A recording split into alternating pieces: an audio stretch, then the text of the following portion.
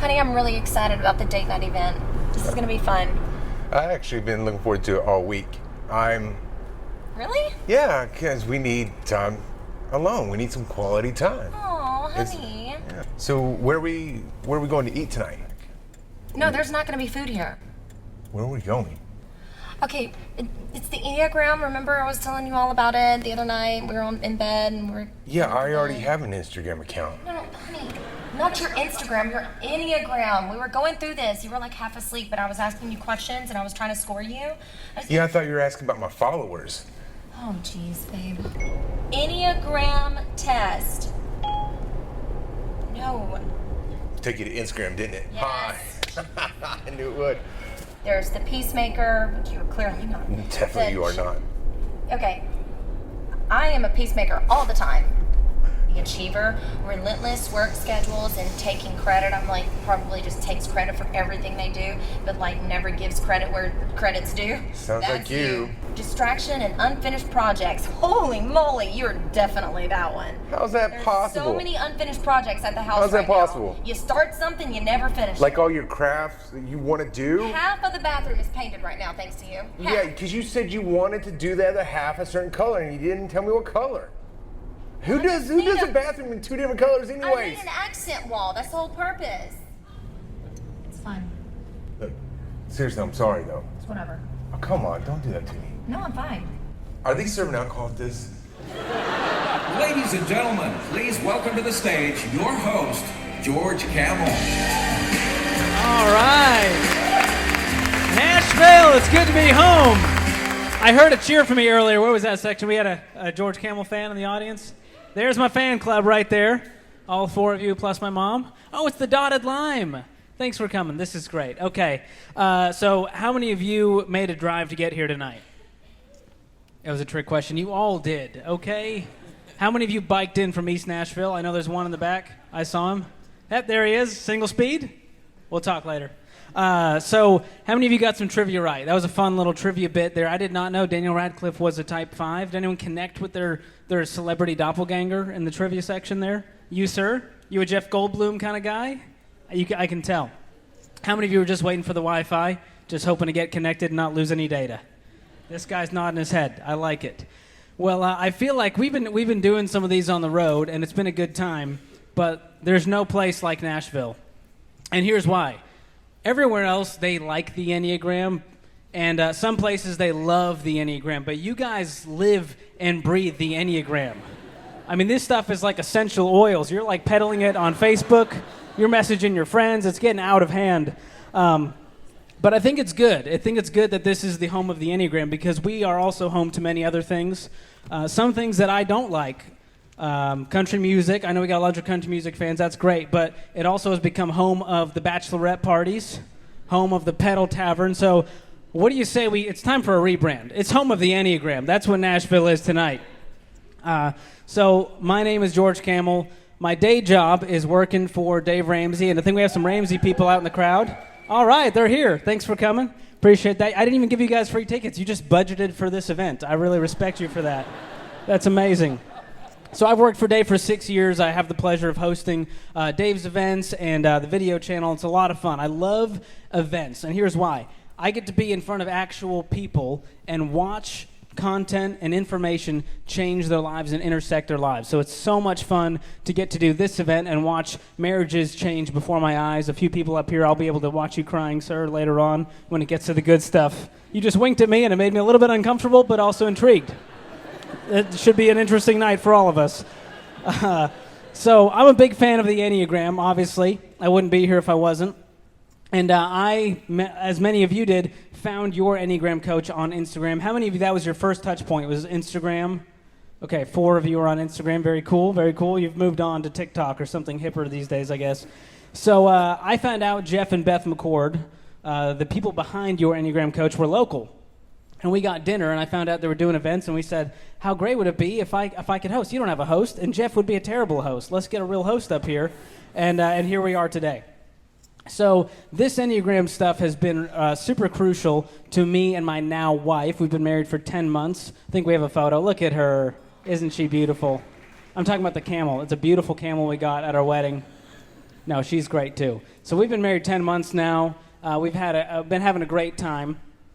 And the Enneagram has been huge for us. It's just really helped us learn so much about each other and ourselves. She is a 9, wing 8. I am a 2, wing 3. We're both immensely helpful and kind, which is great. Everything just goes under the rug. It's a lot of fun. So that's my story. We're going to have a great time tonight. I do want to give a quick shout out to this awesome venue. Can you guys give West End Community Church a hand for hosting us? Yes. They've been great. So throughout the night, as you guys are posting pictures, maybe it's of me, I don't know. I'll pose over here in case. Nope, nothing over there. Content on the screen. If you're taking pictures of selfies with yourselves or our photo booth out there, maybe on-stage stuff, we'd love for you to use the hashtag BecomingUsLive when you're posting. That way we can all, sit back, relax at dinner one night and look over the hashtag and relive it all once again. Now, if you don't know what a hashtag is, just ignore that. Sir, I know you're looking at me like that. I'm not falling for this one. You're going to have a great time, even if you don't have a Twitter account. So my job up here is to tell you things you need to know, give away stuff. I love giving away stuff, especially when it's not mine. It's a lot of fun. So here's how I'm going to do that. I want to know who is here tonight. So let's do this. How many of you already know your type? Raise your hands. Wow. You are woke, Nashville. I'm very impressed with you. That is so great. Bonus points. How many of you know your wing? You know your wing.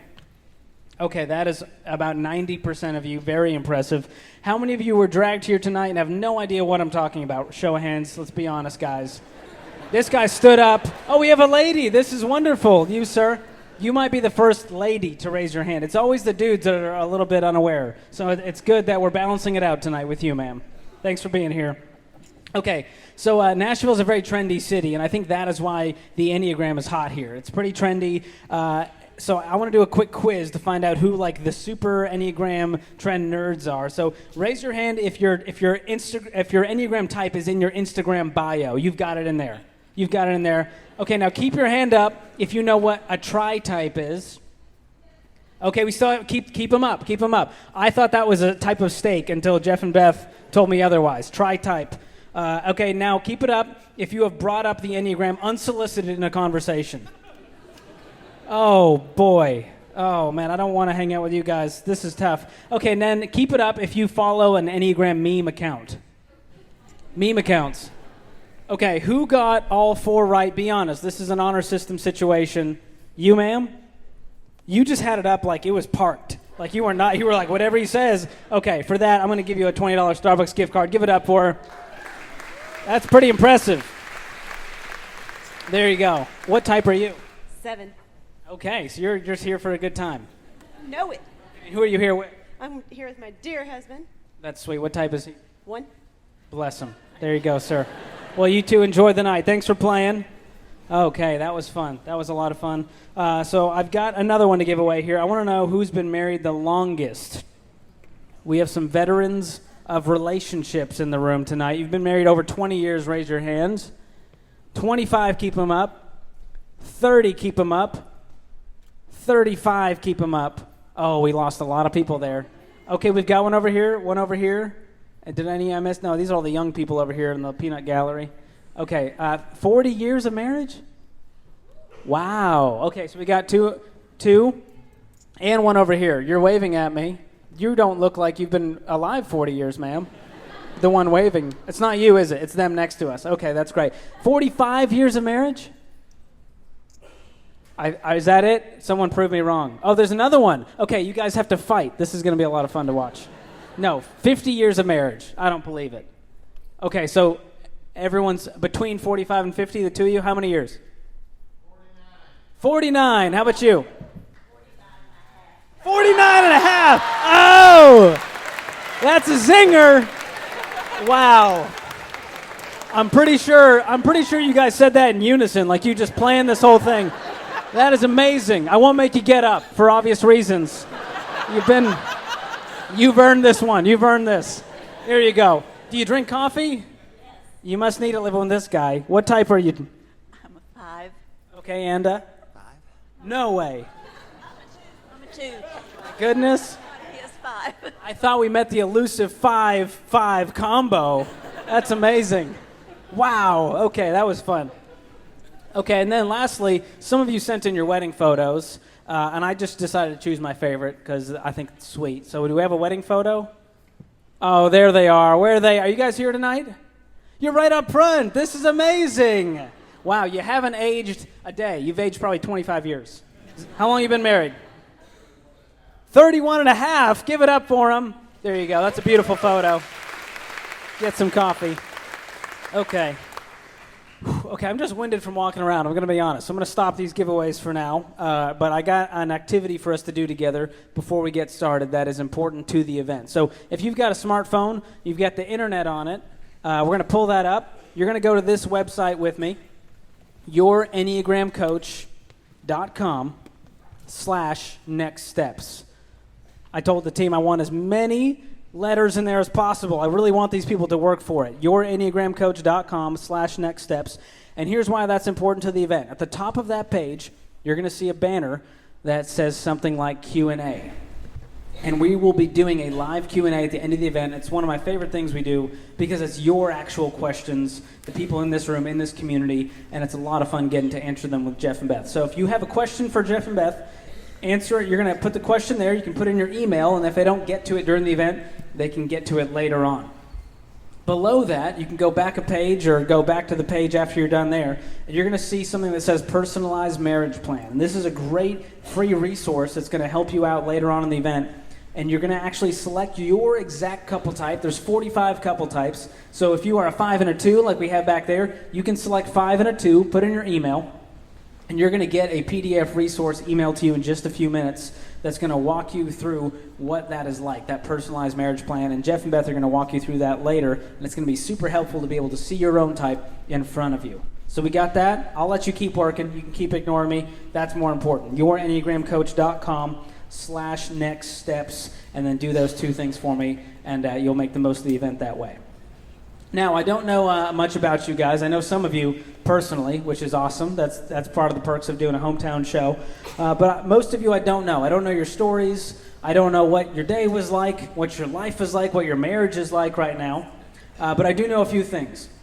You took the time on a Friday night to come to an event like this to grow together. And if you're here and you're single, that's fine. This stuff applies to literally any relationship in your life, and it's very valuable stuff. And what you're going to hear tonight is not a bunch of marriage hacks. I wish those existed. They don't really exist. It's all hard work. But what Jeff and Beth are going to present is a gospel-centered map for growth that can help you in your relationships and in your marriages. So, Nashville, one final question for you before we get started. Are you ready to see yourselves, your relationships, your marriage in a whole new light?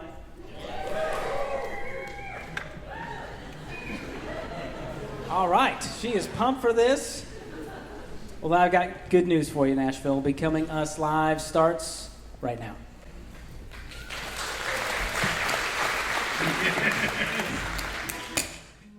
Covers wrong. 2 out of 3. Orange. So what can really drive you crazy is we would go out to dinner and you'd say, hey, let's go to Chinese. No, I don't want to go there. And then you would say, okay, well, let's go to Italian. No. And then you would be like, oh my gosh, just pick something. Like, I don't know what to pick. Best life motto is, oh man, I can't think of anything. I know your favorite animal's an elephant. Okay, that's actually funny. You can't think of anything. No, I mean, I'm trying to think of the way to say it. So the Enneagram is basically your internal GPS. It is going to help you to understand why you think, feel, and behave in particular ways. But just like a GPS, it's going to let you know what your current location is and your destination, which we call the healthiest destination. But just like we do when we're driving and we get distracted or fall asleep at the wheel, we can veer off course. And we do that every single day. The Enneagram is going to let you know what that looks like specifically for you and also what your healthiest destination is. So you can kind of recalculate and get back on track when you veer off course. So a few things. I don't know what brought you here tonight, whether the wives got together and drug all the husbands, or if the guys got together and thought, hey, this is a quick win for us. The reality is that you're here. So here are a few things that we're going to cover tonight. Wait. Number one. We're actually backstage. Why don't we just come out and tell them? That sounds great. Let's do that. Good evening.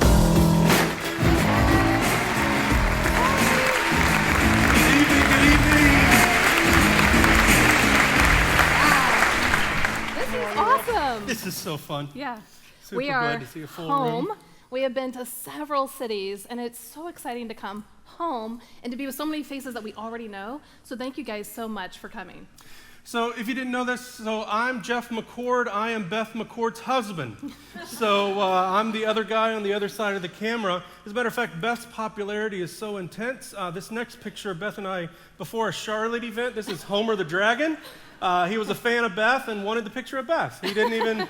That happens even after the show when you want to take pictures with us. Just say, I just want to be with Beth. I don't need you in this picture because you're unnecessary. That was fun. Well, we are thankful that you're here.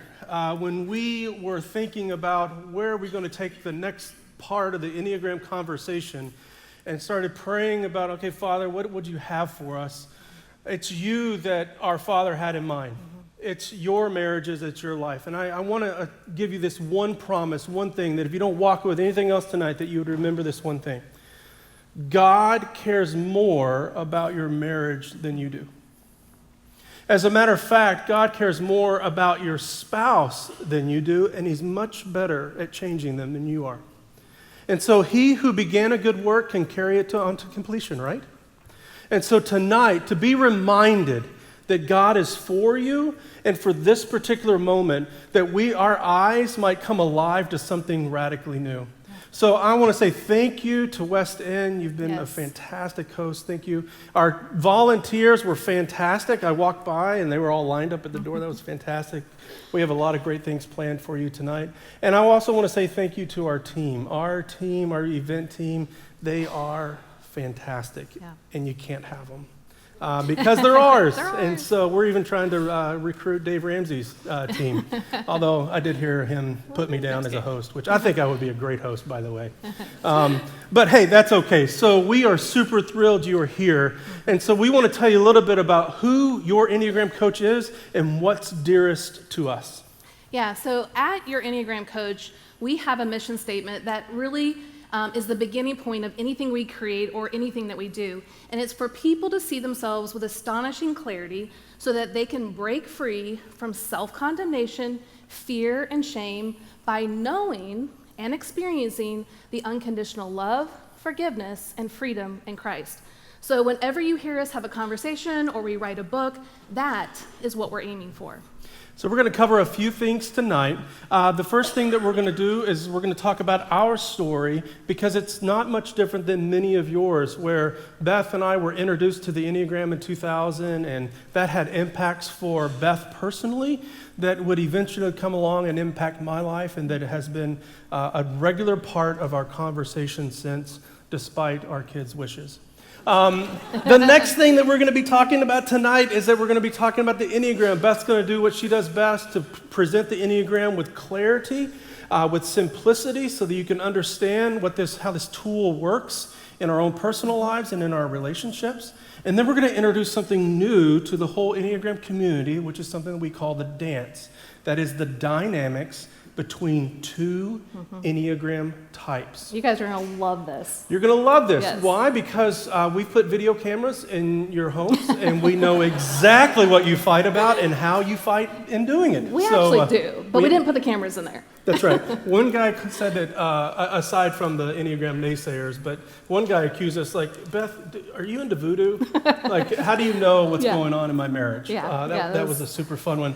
And then we're going to talk about how the gospel, how Jesus' life, death, and resurrection changes how we relate to one another according to our Enneagram types. And then the last thing that we're going to do is that we're going to show you in live detail what this looks like for different types, different couple types. That's right. So there's not just 9 Enneagram types. No. When you put all the couples together, there are 45 different couple types. 45. And so we're going to illustrate some of these dances for you, so you walk away with some fantastic resources to experience the kind of marriage that not only you longed for, but that Christ intended for you to experience. Yeah. So let's dive in. So friends, let's dive in. I want to start off with a fun story that I hope you'll resonate with. This is a story about Stephanie, who is a type 9, and Dustin, who is a type 8. And if you know anything about the Enneagram, you should already be like, this is going to get uncomfortable. They were engaged, and they were traveling around Franklin, Tennessee, preparing for their wedding the next week. When Stephanie decided with courage to say to Dustin, there's her driving in the car, Dustin, one thing that I would like for our wedding that we haven't gotten yet is I'd like to get a wedding band. And in Dustin's sincere and thoughtful 8-ish response, simply looks at her, there you go, looks at her and says, "Are you being ridiculous?" Feeling hurt. Now, how many of you nines would then just end the conversation at that point? Yes, that's right. Even the nines So are like, I'm they not won't even raising my raise their hand. hands in public. I mean, that's right. We may be in a Presbyterian church, but we're not Presbyterian at the moment. So feel free to raise your hands. So she comes back at it again because this is really important to her. And she says, hey, there are a lot of things about our wedding that I haven't cared about, but this is something that would be really important to me. I would like to get a wedding band. And he looks at her again and just says, you're being crazy. Why in the world would we spend that much money on something that's only going to last for one night? She's crying, she's weeping there at the window, looking out. And you know this conversation if you've been married longer than a honeymoon, where they're driving and you're looking out into the sunset, weeping over the harm they've just caused. She turns back to Dustin and says, wait a minute. I'm not talking about a wedding band. I'm talking about a wedding band. Have you ever been in a situation or a conflict simply because you misunderstood what they were saying in the first place? Which prompts me to ask a very provocative question about how we assume so much in our relationships. And the question is, have you ever committed a suicide? Isn't that a great word? I mean, it's really what we do. We think we know other people's thoughts, feelings, and motives, and then we get upset with them because they're not doing it the way we would do it. And so we get upset, we hurt our relationships, and sometimes we even kill our relationships when we assume incorrectly. And how do we know this? Well, Jeff and I are professionals at a suicide, and we've been doing it since 1994. That's right. Here we are. We're on, I think, our second date. So this is 94. We didn't have cell phones. I think we actually set a phone on Beth's car. Yeah, we were trying to think, on. like, how did we get this picture? That's right. We couldn't remember. But here's the good news and the bad news. The good news is I am 18 years old in this picture, and I'm at the top of my game because I know everything there is to know about life. The bad news is that my brain does not fully form until age 24. But we thought we had the perfect relationship. Oh, yeah. And there was a couple of Kansas City folks here. Any Kansas City? Whoop, whoop. This is that cool crest, right? Putt-putt. Yeah, right? So I don't remember who won, but, you know. Anyway, so, yeah, we assumed all the time that we were going to have the perfect relationship and then eventually marriage. We thought this so much that we decided that it was really wise and prudent of us to get married 13 months later at the ripe old age of 20. I mean, we were so young that that we used Dr. Pepper as our toast. You know, so you have the champagne little... We couldn't get alcohol. So we had a 2-liter Dr. Pepper sitting in the little chiller thing, and that's how we toasted. So we were that young. Super funny. We found out recently that the average wedding in the United States costs $30,000.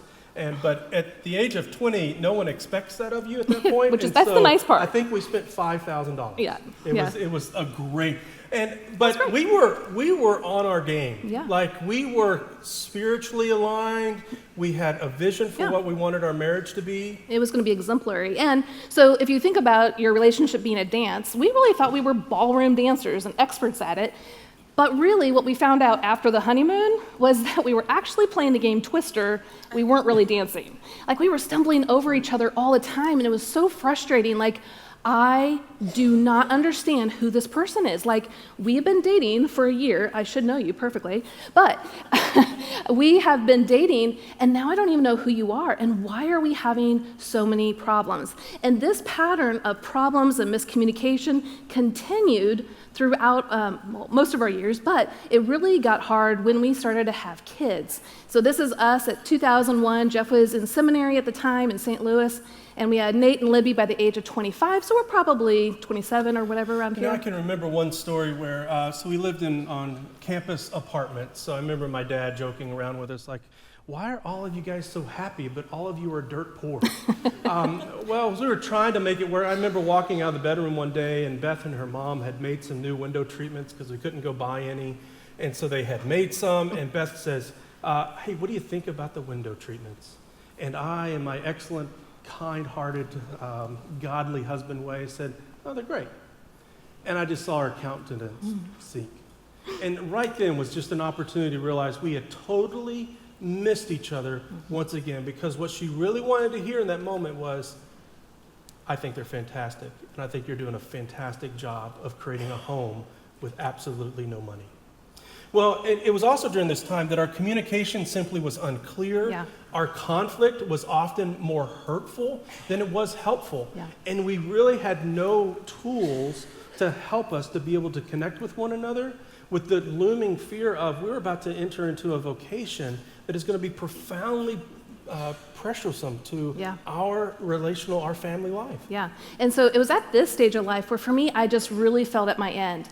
I was trying to take care of 2 little kids and him while he was a full-time student and did ministry on the side as well. And I just felt like I was constantly falling into the same ruts time after time and getting really discouraged. And I don't know if anyone else feels like that, but it's like I fall into quicksand and I try to get out of it and I only find myself getting stuck even further and further. And it was at this stage of life where I needed help. We needed help. And I was just really desperate for an instruction manual. I remember thinking, Lord, isn't there like an instruction manual for Nathan, Libby, and Jeff, like something? And I just felt so abandoned because I didn't know what to do. And it was at this time that we had some good friends that introduced us to the Enneagram. The Enneagram was such an amazing tool because it finally brought clarity of why I was thinking, feeling, and behaving in particular ways. I remember thinking, as a 9, we have a lot of fog internally. We don't know ourselves very well. And so it finally kind of the fog started to dissipate. Not completely. I still struggle with it every day. I'm still a 9. But the fog was starting to lift, and I was able to communicate to Jeff what was going on. And this was the beginning of a really big turnaround for us. That's right. In this next picture, here we are. This is Nate Dogg. He is going to his first day of kindergarten. We are in our first church serving there in Kansas City and enjoying it. Beth is devouring books about the Enneagram, and there were only a few at that time. And they weren't necessarily written by Christians either. And so she's devouring it. She has found her type. But I'm reluctant. And I know that there are some of you here that are reluctant to buy into this thing. And the symbol looks weird, the complexity of it doesn't seem clear at times, and then it just feels like someone just wants to stereotype you to just assume that they understand you now because you can say a particular number 1 through 9.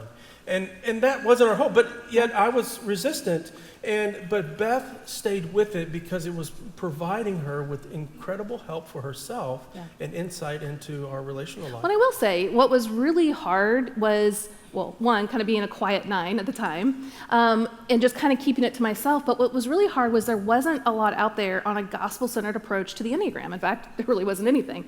And so what I did was I would pull him in on conversations like, hey, this book says this, but how do we see it from a biblical, gospel-centered perspective? And he would say, oh, well, it'd be like this, and he would give me kind of the rundown. I was like, yes, that's great. And so then I would do that time and time again so that I could start seeing how can I use the Enneagram from the Christian perspective that honors and glorifies God. Because if it doesn't, then I don't need it.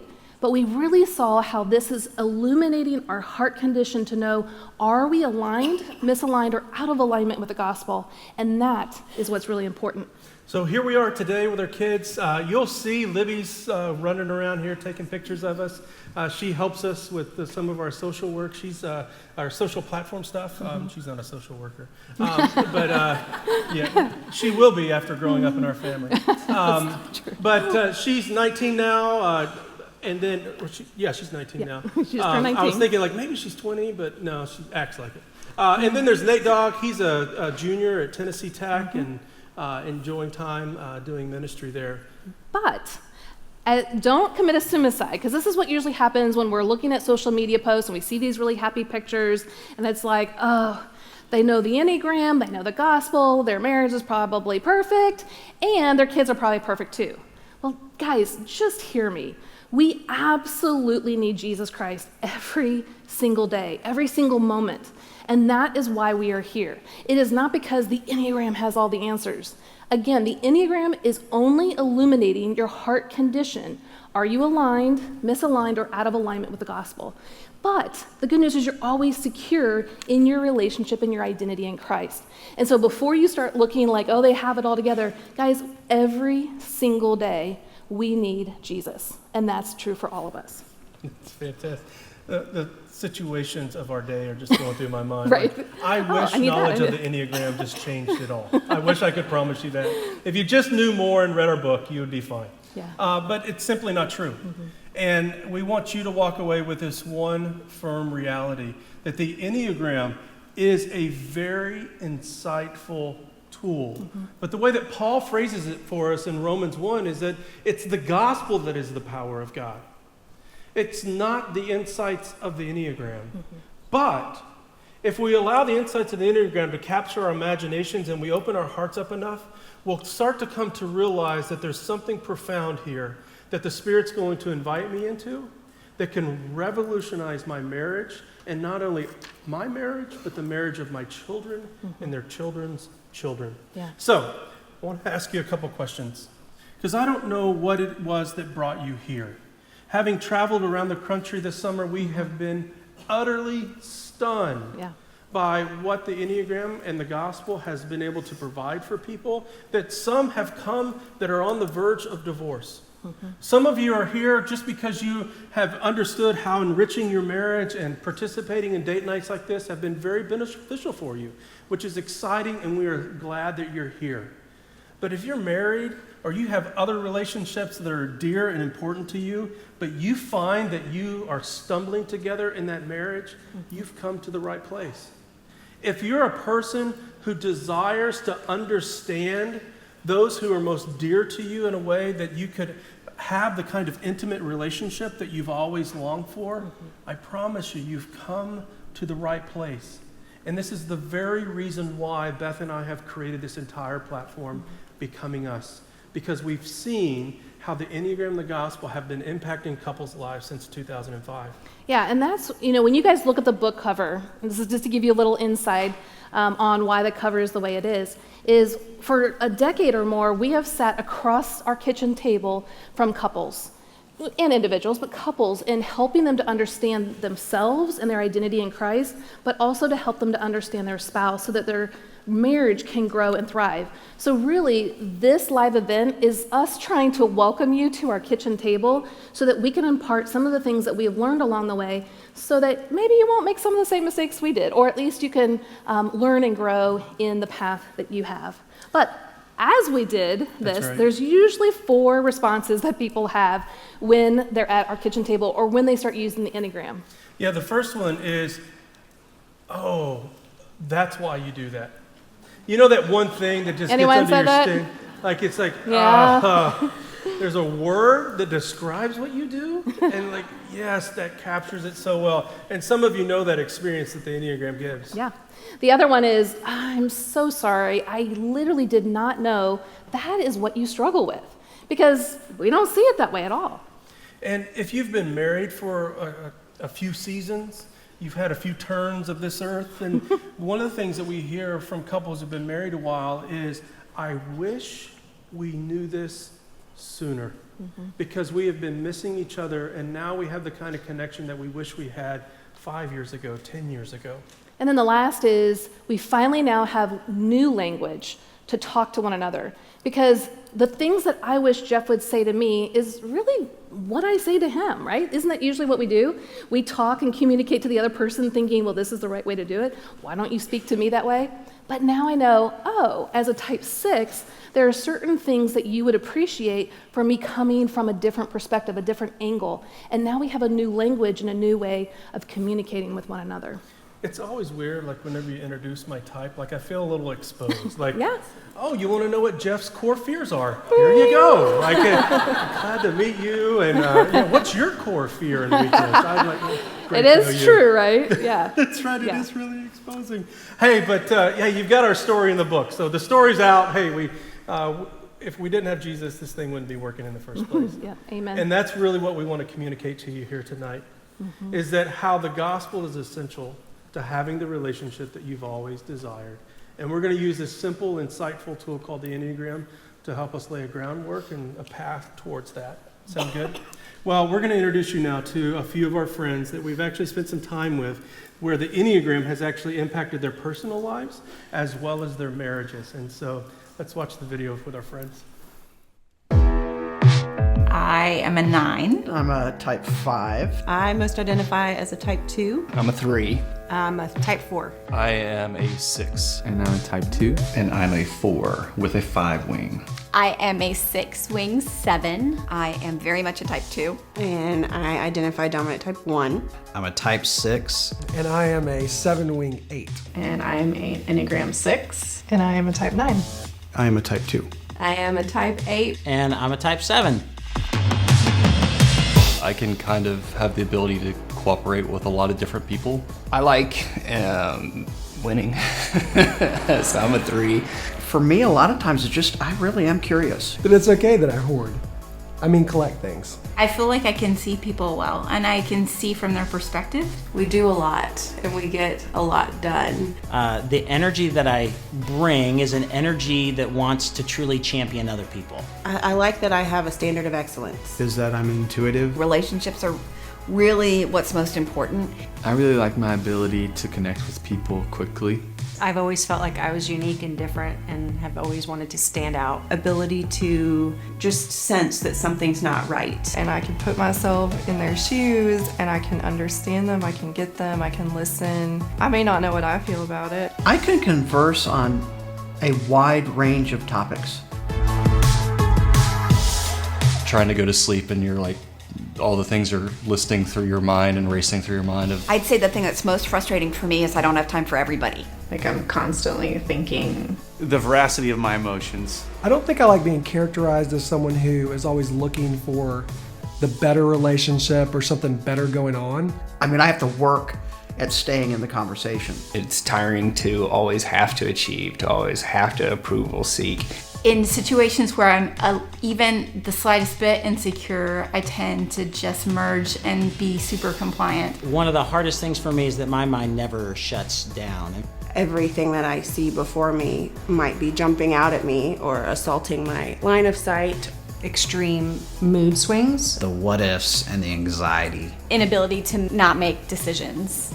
It's hard for me to even figure out, do I want that because I want that, or do I want that because I know someone else wants me to do that? So we have a Pac-Man arcade game in our living We were room. not supposed to have a Pac-Man arcade game. It's amazing. People love it. And the kids love it. No, it was, no. It's awesome. It's in my den. I don't want a Pac-Man machine in my den. All right, and there it is. Actually, Ken and Jeanette are here tonight, and you'll actually see them later. But we did hear the news that the Pac-Man machine has moved from the den to the garage. Is that right? I think, yes. Yes, so says Jeanette. So anyway, guys, but now you can kind of see the dynamics at play when you have two Enneagram types together and kind of the fun and then the heartache and everything in between. Well, I get the honor in our little thing together in presenting the Enneagram. Now, how many of you are brand new to the Enneagram? Okay, yeah, not very many people because we are in Nashville, Tennessee, right? If you haven't heard about the Enneagram, you're probably sleeping under a rock. But what I'm going to be doing during this time is in some ways taking you back to some of the basics. Now, some of you are going to be like, oh, I already know this, but that's okay. Because if you watch the Masters, the NBA Finals, the Stanley Cup, you will see these professional athletes practicing the most basic fundamental elements. Why? Because it's crucial. So actually the things that I'm going to be going over in this segment are actually going to be very crucial to the second part of what we're going to be talking about tonight. It's not just small potatoes, oh, that's just for the beginners. This is for all of us, okay? But we will start kind of at the beginning, page 6 in your workbook, if you guys want to follow along. And the first thing is, what is this weird word, Enneagram? It's a Greek word. Ennea means 9, and gram means diagram. It's a 9-pointed geometric figure pointing out the 9 personality types. And what this really means is that there are 9 valid perspectives of the Enneagram. So just like these glasses, you see the world from a very specific vantage point. So does your spouse, your parents, your coworkers, your kids, and on and on. So if you get frustrated because someone's not seeing the way that you see, they're probably not. And so what it looks like is when you guys showed up today, or you go to work, or you take your kids to school, it looks like this. You think everyone sees the same way, but in fact, this is really what it's like. Isn't that amazing? I just love the switch in that, so that when you go places, just to keep in mind, I bet they don't see it the way I see it. I mean, there are 9 other types. The likelihood of them being your type is probably going to be pretty slim. So how can you take your lens off and put their lens on and see it from their world? Having compassion, understanding, empathy, grace, mercy, and then hopefully forgiveness, right? Now, in the Christian world, what this looks like is the body of Christ. We're not all the head or the heart or the foot, right? We are diverse, but in that diversity, there's unity in glorifying God. Now, type 2s are the supportive advisors. My daughter is a type 2, and she loves baking, giving things to people, which is great. But if we were all type 2s, do you know what that would look like? So type 2s give a lot, but they have a hard time receiving. So we would all be chasing each other with gifts and service, and everyone else would be chasing us, but we would be like, no, so we'd be all like chasing each other. It'd be pretty comical, right? And so that's why the body of Christ is diverse. God allows us to have unique abilities to reflect Him, to honor Him, and to glorify Him. And so we want to have unity in the diversity. And now, that can be frustrating on this side of heaven, right? Because there's sin, there's the fall. And so just because we're different, it can be irritating sometimes, right? But we also want to see how it's been designed by God to have diversity, okay? Now, there's one thing that's really important, and I hope that you guys hear me. One, I'm a type 9. And so type 9s want everyone to feel welcomed, everyone's important, everyone has a special presence and a special voice. But I'm also an 8-wing. And 8-wings want to make sure that people are taken care of and that there's not harm and injustice. So please do not use the Enneagram as a sword or a shield. What I mean by that is a lot of times what you'll find either on social media or just people in general, they'll make fun, they'll put people down, they'll put a type down, and one, you don't even know who's really around you. But they'll say, oh yeah, you know that type, or oh, you're doing that, or laughing at the person. This is the most exposing you or the person is ever going to be, like Jeff was saying. Like saying he's a 6, it's like, hello, here's all of Jeff's core fears. I mean, it's really exposing. And just like you have those dreams after like a final exam where you kind of feel like you showed up without your pants on, that's kind of what happens with the Enneagram. So please use it with gentleness and tenderness, because God has created us uniquely to reflect Him, not for us to go around pointing out each other's faults and belittling each other, but also don't use it as a shield. Well, I'm this type, like I'm a type 9, I can be lazy or procrastinate, sorry. Because that is not what Christ has called us to do. He's called us to be more like Him each and every day. Now, that doesn't mean I become something different, but I become the healthiest version of how God has created me in my identity in Christ. And so with the Enneagram, we're not trying to make you into something else. We're trying to show you how you reflect Christ more and more, that He's already in there. The grace that you so long for, the love that you so desperately want is already yours. And so we're wanting you to come back home into who your true identity already is. All right, so we're going to talk a little bit about the Enneagram and the structure of the Enneagram. And this is really important because it helps you to understand your heart motives and if you're doing well or not. So the simplest way to explain the Enneagram is that the Enneagram is your internal GPS. It is going to let you know why, and that's the biggest word with the Enneagram, why. You think, feel, and behave in particular ways so that you know if you're veering off course or if you're back on your best path for your personality type. So your main type is your current location. Then you're going to know if you're moving in a healthy direction or a not healthy direction. And we'll get into that just a little bit tonight, but not very much. But use the Enneagram like a rumble strip on the highway. Now, I know these things can be annoying at times, especially if you're a mom of like 4 kids and they're all in the back seat fighting, you're swatting at them, and all of a sudden you're drifting off and you keep hitting it. But isn't it also really great? Because it warns you, you could die, wake up, right? And so we want you to use the Enneagram as a rumble strip, not to heap on self-condemnation and fear, though that's what we do when we're not in our healthy state. But Christ has already taken on all of the wrath, the shame, and the condemnation, the sin on himself, and it is no more. Therefore, because his righteousness is now imparted to us, we have freedom to come back and know our identity in him. And so when we hit that rumble strip, when I start doing things that I know is not at my healthiest, I'm becoming misaligned with the truth of the gospel, I don't have to beat myself up. I can praise God that he's already taken care of it, and I can surrender and depend back on what he has already accomplished for me on my behalf. That is how you use the Enneagram from a gospel-centered perspective. Now, the Enneagram, just like our GPS, has a lot of different features. You know, you probably use the GPS to get here, and it's telling you if there's road construction or traffic and how to get around.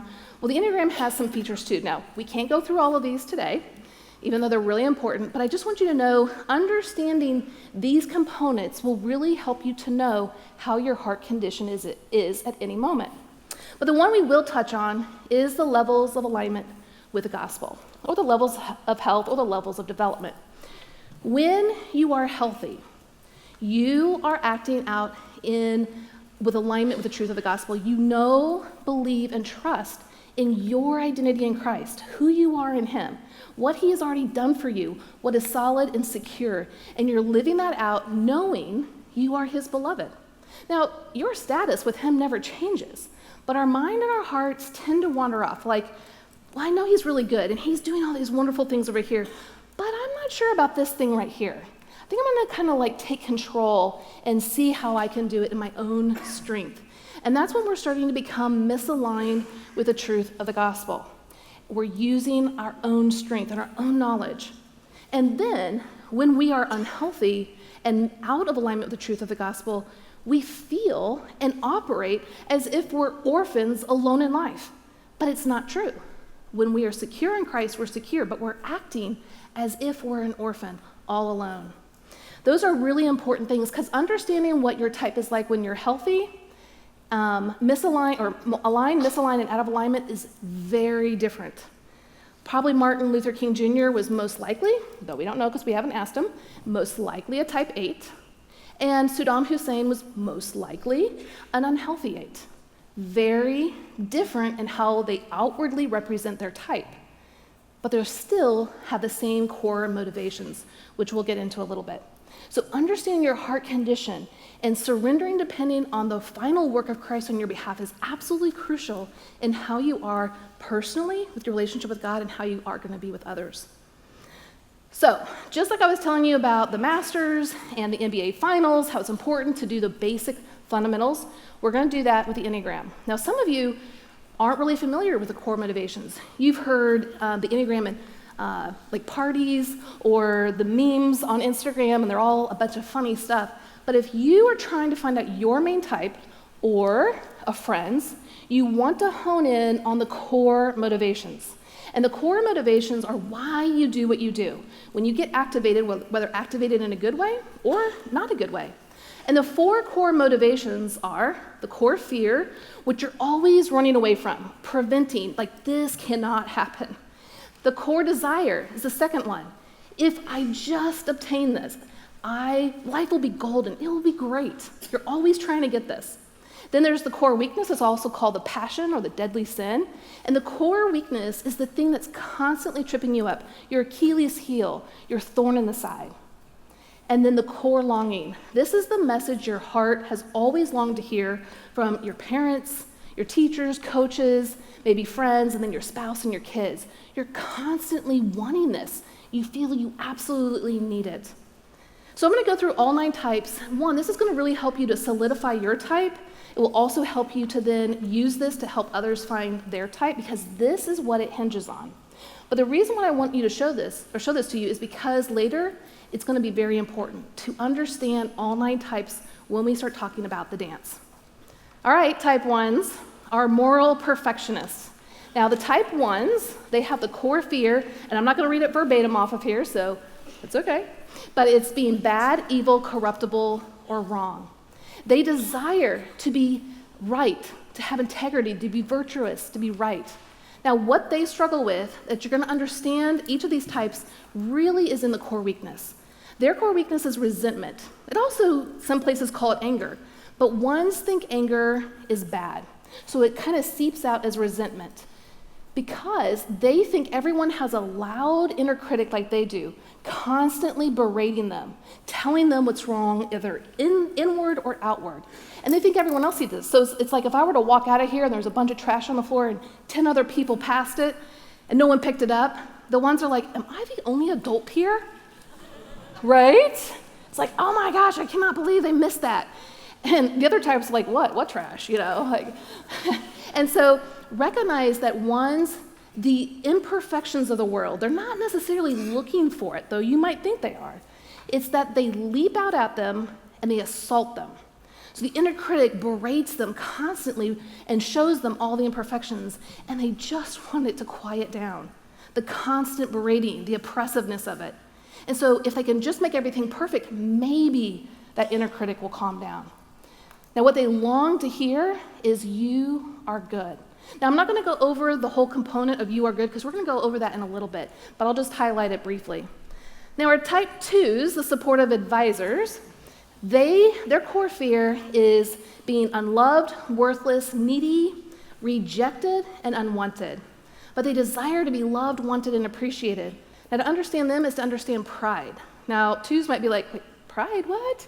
Well, what happens is they deny their own feelings and needs, and they solely focus on the feelings and needs of others.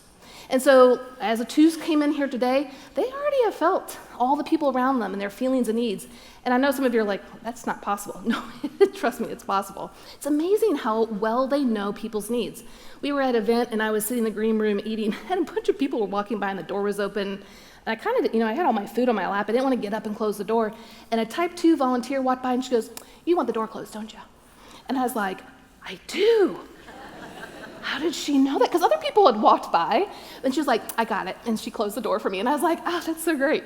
And so it is great. But what happens is they deny their own needs and emotions because they are fearful that if they take care of themselves and they don't focus on others, then others will think they're being selfish and then reject them, which is their greatest fear. And so they have to, oh, no, I don't have needs. I need to focus on others. What they desire and they long to hear is you are wanted and loved. Now, type 3s are successful achievers, and they fear being a failure, incompetent, worthless, and inefficient. What they're desiring is to be successful, efficient, valuable, and admired, to have high status and high regard. Now, to understand the 3s, understand deceit. Now, deceit is deceiving themselves into believing they're only the image they present to others. And therefore, they feel like they have to embellish the truth and the persona so that others will see a favorable image. So they know exactly how to shapeshift in any given situation.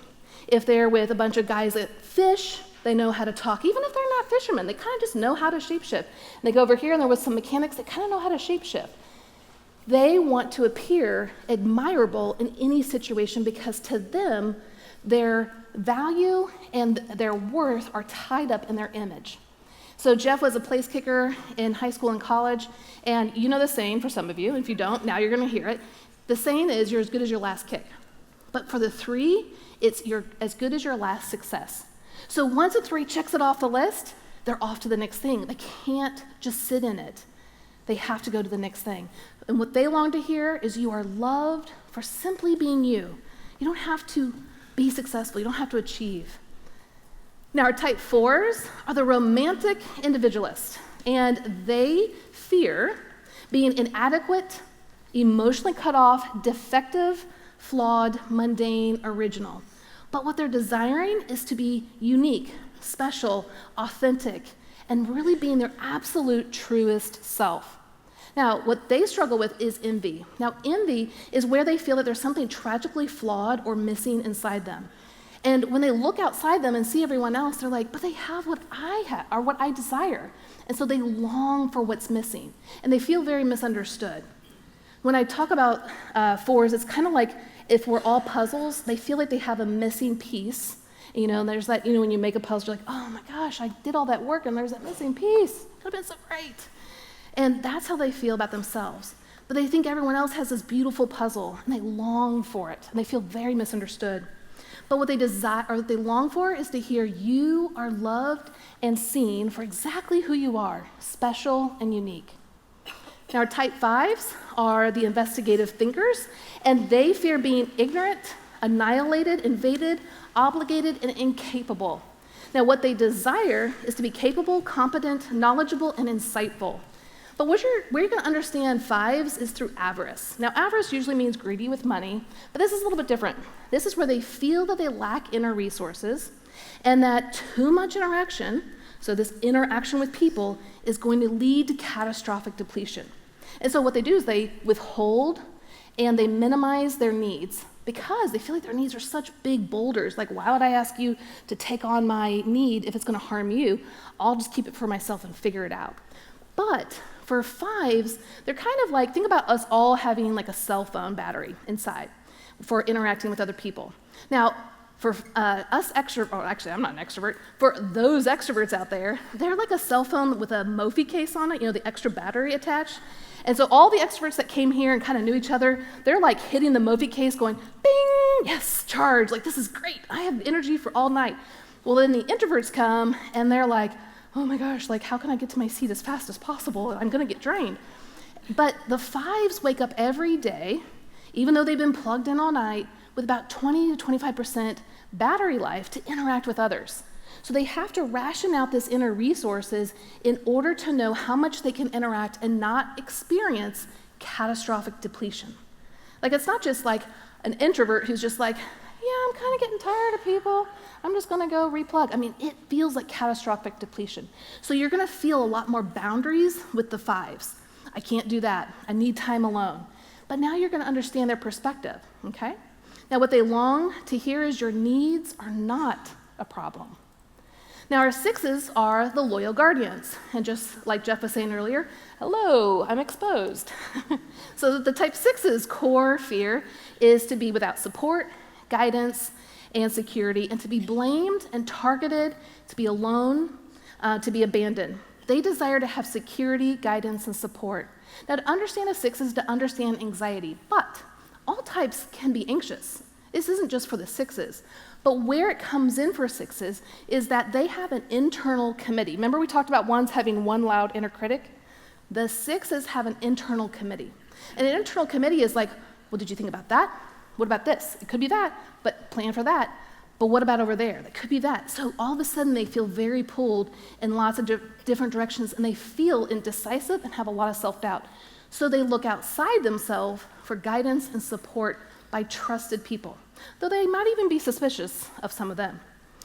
And so what they're wanting to do is to prevent worst case scenarios or anything that could go wrong by gathering information and having a correct path. What they long to hear is to hear you are safe and secure. All right, my type 7s usually hear a little whoop whoop on this one. See, I told you. All right, type 7s are the entertaining optimists. They fear, and I'm sure they're feeling it right now, they feel trapped in emotional pain, deprived, being limited, and missing out on something fun. But this is super fun, so you're not feeling it. And they desire to be happy, fully satisfied, and content. So where you experience 7s is the core weakness of gluttony. Now, this isn't just gluttony with food, this is gluttony with life. Because for a 7, they feel this insatiable desire to fill themselves up. And what happens is it's like there's this empty bucket and they just fill and fill and fill. And they're like, why am I not finally feeling content and satisfied? Well, it's as if the bucket has holes in it and all of those experiences and excitement just fall through. And so they have to keep planning and gathering more and more fun and excitement. So what it's like a kid who's starving and all of a sudden they see all these people with cotton candy. Who doesn't want cotton candy, right? So they go running and they eat the cotton candy thinking it's going to satisfy them, but it doesn't. And so what they long to hear is, you will be taken care of. Now the type 8s, and sometimes I hear a little ugh from 8s. The type 8s are protective challengers, and their core fear is the fear of being weak, powerless, harmed, controlled, and definitely left to at the mercy of injustice. What they desire is to protect themselves and their inner circle. And it's a pretty small inner circle. Now, where to understand them is lust and excess, their core weakness. And this is where they're constantly striving for intensity, control, and power. They're constantly pushing themselves willfully in all situations in life and with their relationships. But to understand an 8 is to understand a snowplow. Now, I know we're here in Nashville. I don't even know, do we even have snowplows here? And if we do, they're probably like a Ford truck with a little shovel on the front. That's not what I'm talking about. I grew up in Kansas City, and we lived in Normal, Illinois for many years. And up in the Midwest, you need these huge, big diesel snow trucks, right? And if you don't have those, you're going nowhere. And 8s are like these big, powerful snow trucks. And they can clear a path like no other, which is amazing, right? So you can get to the grocery store, the hospital, police and firemen can get places. We absolutely need those. But we also don't need them to nick us on the side of the road or plow over us. And what happens is a lot of times 8s don't understand the intensity that they can bring. They really think that their heart is plowing a path, but at times it can hurt others. And so what they long to hear is, you will not be betrayed. And last, but not least, is my type, the type 9, the peaceful mediator. And we fear being in any kind of conflict, tension, being loveless, separate, overlooked, and shut out, and in discord with others, any kind of discord. And actually, my family laughs at me all the time because if there's any little tension, they're just kind of do. I'm like, oh, guys, please stop. And they're like, what? And I'm like, don't you feel the tension? And they're like, no. But really, like, we can feel it. It's just, it's so hard. But what we desire is to have inner stability and peace of mind, to have harmony.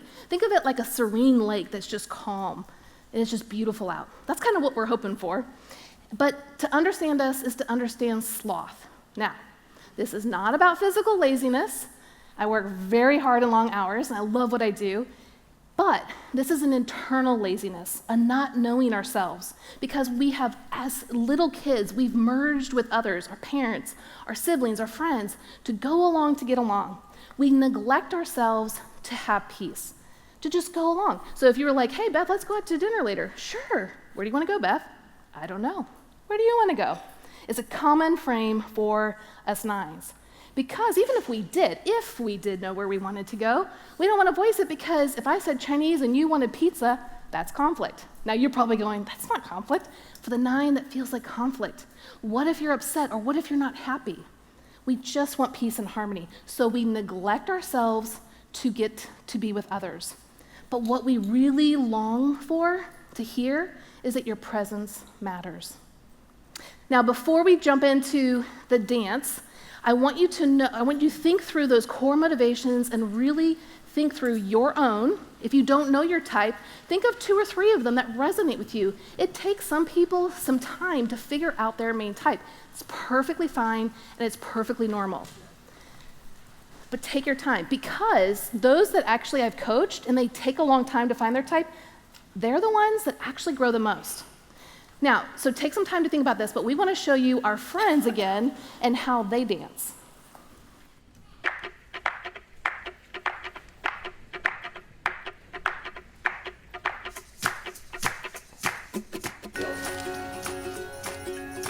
What'd you get? 5'7", 6'8". I'm optimistic. She's pessimistic. I knew mine would be higher than his. I totally knew it. Hey, 6, 8, 4, 7. 6 and 8. Yeah. If I didn't have to use a number, I would have written okay and great. Okay, what'd you put? That's amazing. That's not even our types. Oh my gosh, we're supposed Oh, to and be I am an 8. married.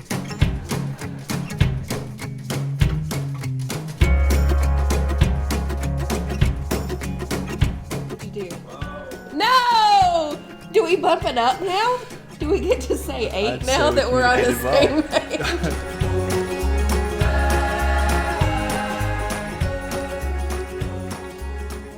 Well, that's only because I use words.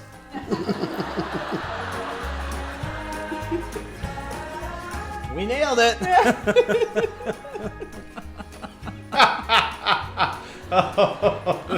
I totally knew you were going to say you. Totally good. That cracks me up. Stop it. 1, 2, 3. Yeah, that's me. That's because I'm normally wrong. No, that's not true. That's kind of true.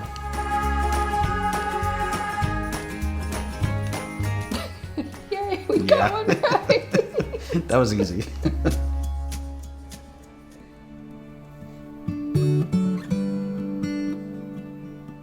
We're both very driven and very passionate about similar things, but we also are like complete opposites.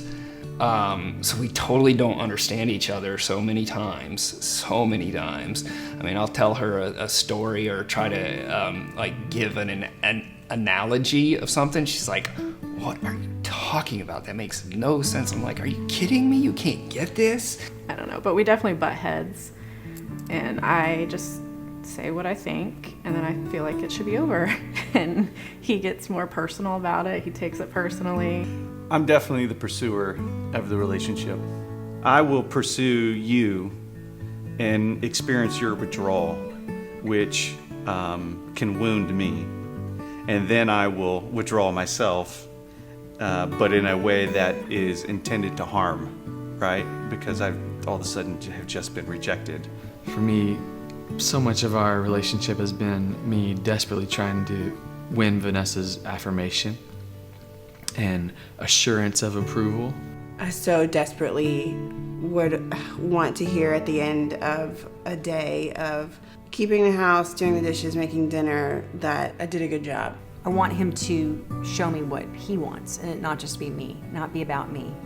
And so that's always in the back of my mind, like when we're going out or when we're doing anything. I'm always like, okay, is this really what you want to do or is this just me? She retreats, so I go after her.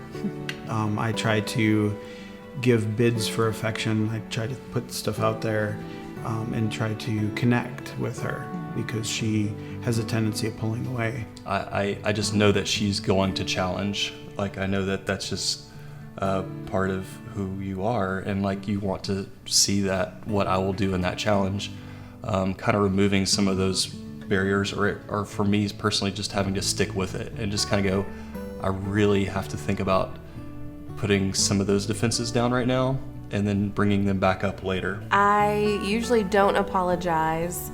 You know, I have already thought through basically all the reasons why I am right. So conflict for me is something I avoid as much as possible. It takes me a while to process. And for Karen, that's very frustrating because it takes her nanoseconds to process, and it could take me days. And so that right there is conflict. But the more I would try to connect, the more he'd pull back. And then I'd get frustrated, so I'd want to connect more, and then he would shut down and pull back. And we had some pretty challenging tough years. The struggle for me is regaining my voice in our relationship. And it's so easy for me to lose because his voice and his feelings take up so much space in the room. Okay, conflict is okay. And even maybe even should be expected, considering our differences. Okay, so gifts. This will be a ton of fun. First of all, I hate obligatory gifts. If you tell me I have to get you a birthday gift on your birthday, I'm not going to do it. Or Valentine's Day. Well, I kind of knew everybody has to do that one, but I didn't like doing it at first. And then you convinced me it was important because we have children and we need to train them and teach them. Well, you need to give big gifts to the girls so that boys can't compare. Oh, how fun. 2 days of videos for all that stuff. It was amazing. If you would, hey, take your book out. Not intended to be school again, but I want to show you a few things in this book. Super fun news. We were thrilled to see this on Thursday, but Becoming Us is #1 on new releases on Christian marriages on Amazon, which is super fun. So Timmy K, you know him by Tim Keller. He'd better watch out because he's like #2. And I think Gary Chapman had like 5 love language. We've got 9. So watch out, boys. New players on the scene. And for you type 1s, there is a typo in the introduction. Just keep going. Don't worry about it. You're gonna see it. It's there. Fantastic. Well, there's a lot of fun information, but I want to show you one thing that's super special about this book. So #1, it's in full color. But if you look on the spine, you're going to see tabs on the sides. And so if you just open up to the teal or type 2, you're going to see a whole section. There's 6 pages there of information about a type 2. Now, I'm about to blow your mind. Okay? If you turn 4 pages over to 158, there's another 2 pages on how to relate to a 2. How many of you are married to a type 2? Yes. I just gave you gold. You have been wanting this forever, and now you have it. So it's an instruction manual. Yeah, I'm telling you how to do this thing. And so there's some fantastic stuff in this. We actually have a lot of books. We just made a huge book order, so please help me not take books home tonight. But you can go out. The book doesn't come out till October 1st, but you can buy books cheaper than Amazon tonight and buy them for your friends. So. Well, fantastic. If you could open, we're going to be back in the workbook. Look at page, I think it's 17. Look at page 17. And someone tell me that's right. That's not it. Great. It's called the Personalized Marriage Plan. Check 18. Turn the page one more time. Yes. Now, I think George mentioned early on, but if not, I want to remind you again. What we have done is we've created an assessment to give you an introduction into all 45 couple types. And what we've done for you tonight is that just on your phone, you can go to yourenneagramcoach.com/nextsteps and download your personalized marriage plan for your specific couple type. It's a download. There's no questions, no assessment. You put your number in, your spouse's number in. You're going to get a 6-page summary of the dynamics of your relationship as it relates to spirituality, core motivations, family of origin, conflict, communication, and becoming your best self. If that wasn't enough, I sound like an infomercial now. If that wasn't enough, we recognize that we have put a loaded grenade in your hands. What do you do when you've got this document that clearly names what's been happening in your relationship? So when it comes to your email box, it's going to come with a conversation guide, which is questions and plans for you and your spouse to simply sit down to talk about how you're going to engage with this information, and then to give you some questions to ask as you go through the results. So please don't forget, you definitely want to go download that tonight.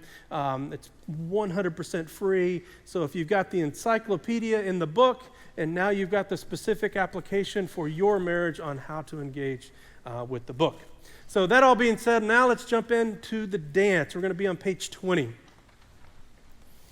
What do we mean by the dance? Well, what we mean by the dance is the relationship and the dynamics between 2 Enneagram types. So although you're here and we're illustrating a lot with the dynamics that are related to marriage, really the information that we're offering you is about any relationship where 2 people are involved. So that could be a workplace, a friendship, a family member, your children. The dance are the dynamics between 2 Enneagram types. But how many of us have often felt that we dance more like with people with 2 left feet? that, as Beth mentioned earlier, it feels much more like we're playing games rather than actually engaging with one another. Well, it's interesting. There are 3 unhealthy dances. The first unhealthy dance is where each spouse or person in the relationship are withdrawing. Withdrawing could be the silence treatment. It could be stonewalling, defending. It's all of those strategies to not engage with what's actually happening in the relationship. Now, I remember one of my mentors early on said about couples who don't have conflict with one another. He said, "Jeff, is it ever good news if your EKG is flatline?" I was like, oh, that's amazing. That means Beth and I are doing great. Like our heart's active and ready to go. Well, they never engage with one another. And one of the interesting things is that whenever we don't engage with one another about what's most important, just communicates that we don't love them enough. Because I think it was Larry Crabb who said that all love demands sacrifice. And are you willing to address hard things because your relationship is important enough? Number 2 is with attacking and withdrawing. Beth and I are experts at this. I have chased her into every room in our house. And man, we have fought it up. Well, and not only is there this sense of withdrawing, and it could be even for Beth, she just loses affect, like she's just gone internal because she's so overwhelmed with the intensity or passion that it would bring to arguments. And I would experience that as a 6, to where I could sense that I was losing her. And it's a part of our conversation now. Like she will say to me, I'm about to check out. Just warning signs. But attacking responses could be criticism. It's contempt. It could be sarcasm. It shows up in a wide variety of ways where you're missing one another because of the dynamics, and one's running and one's chasing, and there's usually harm involved. And then there's a whole other subset of us where our relationships, where there's 2 attacking responses, where it feels like someone's dropped a spoon on the floor and now it's World War III, where things escalate quickly between the couple and they walk away feeling like they've lost an arm in the conversation because it's so accusatory, it's so hostile, and yet they can operate in this way together where there's so much harm. Well, it begs the question then, what's behind our marital dances? Now, John Gottman, a marriage researcher, I don't know if you've read any of his books. He's got a great one out called 8 Dates. I promise you it'll be worth your money. It's fantastic. But John Gottman, the marriage researcher, he can predict with, I think it's like 85, 90% accuracy whether or not a couple will divorce in 5 years. And the reason why he can do that is because he created something called the Love Lab, and he put couples into this apartment for 3, 4, 5 days, and they recorded both what's happening in their body, video, audio, and he was able to identify these 4 things that happen in relationships. Well, in the midst of that research, he discovered that 70% of all marital conflict does not have a right answer. The other 30% had a type 1 or type 8 involved because they always know that there's a right answer, right? Am I saying? Like I know some of you out there, and I know some of you are 1s, and you're thinking like, yeah, you're right, Jeff. Yeah, that's right, because I know the answer. But the reality is that 70% of our arguments don't have a right answer. So it begs the question, why are we fighting? Well, the answer is this, is that what's behind our marital dance is that the heart of the problem is the problem of our hearts. In the book in Luke 6:45, I think it says that out of the overflow of our hearts, the mouth speaks. So whatever this desire and longing that is happening between us is coming from a place in our own hearts first, before we ever approach actually communicating with one another. You see, whenever our hearts are aligned with the truth of the gospel, we see that show up in our relationships. What are the fruits of the Spirit? Love, joy, peace, patience, kindness, goodness, self-control. You know, I'll say this. Before Beth and I were married, I was kind and loving I was profoundly patient with myself. And then all of a sudden I get into a relationship with Beth, and she's like, you're not that patient of a guy. You're really not that kind. Why? I mean, because the fruits of the Spirit are to be lived out in relationship. They can't be lived out in isolation. But when our hearts are misaligned with the truth of the gospel, oftentimes our relationships pay the price. And I want you to write these 4 things down on your page. Here's how a good desire turns into pain and relational harm. Number 1, I desire. This is not in your book. This is free, no extra charge. I desire. I have a good desire that, I'll use a typical Enneagram conversation. Type 1s know how to load dishwashers. I don't know if you knew that, but for some reason they really are committed to how you load a dishwasher. 1s, am I right? Yes, thank you very much. So I'm not trying to put you down, I'm just using you as an illustration. So the good desire. What happens then is that when the desire is not met, it escalates to I demand. You must do this. Okay? Now, once someone brings intensity to the situation, and the way that James calls it, it's an epi-desire, extra desire, is that then we criticize and judge. Because grace works, but criticism works better. And you guys think that was a good joke. I mean, you guys aren't listening. You're really focused on these I statements now. Okay, and then number 4, I punish. Now, when you think about your arguments and think about how they escalate and just watch, what did I originally want? When did it become a demand that my spouse must come through for it? How did I judge and criticize them in order to change them? And how did I end up punishing them? Losing relationship in order to get what we desire. That's what happens when our hearts are misaligned with the truth of the gospel. We've developed an illustration to help you understand your marital dance so that you can externalize the dynamics that are happening between you.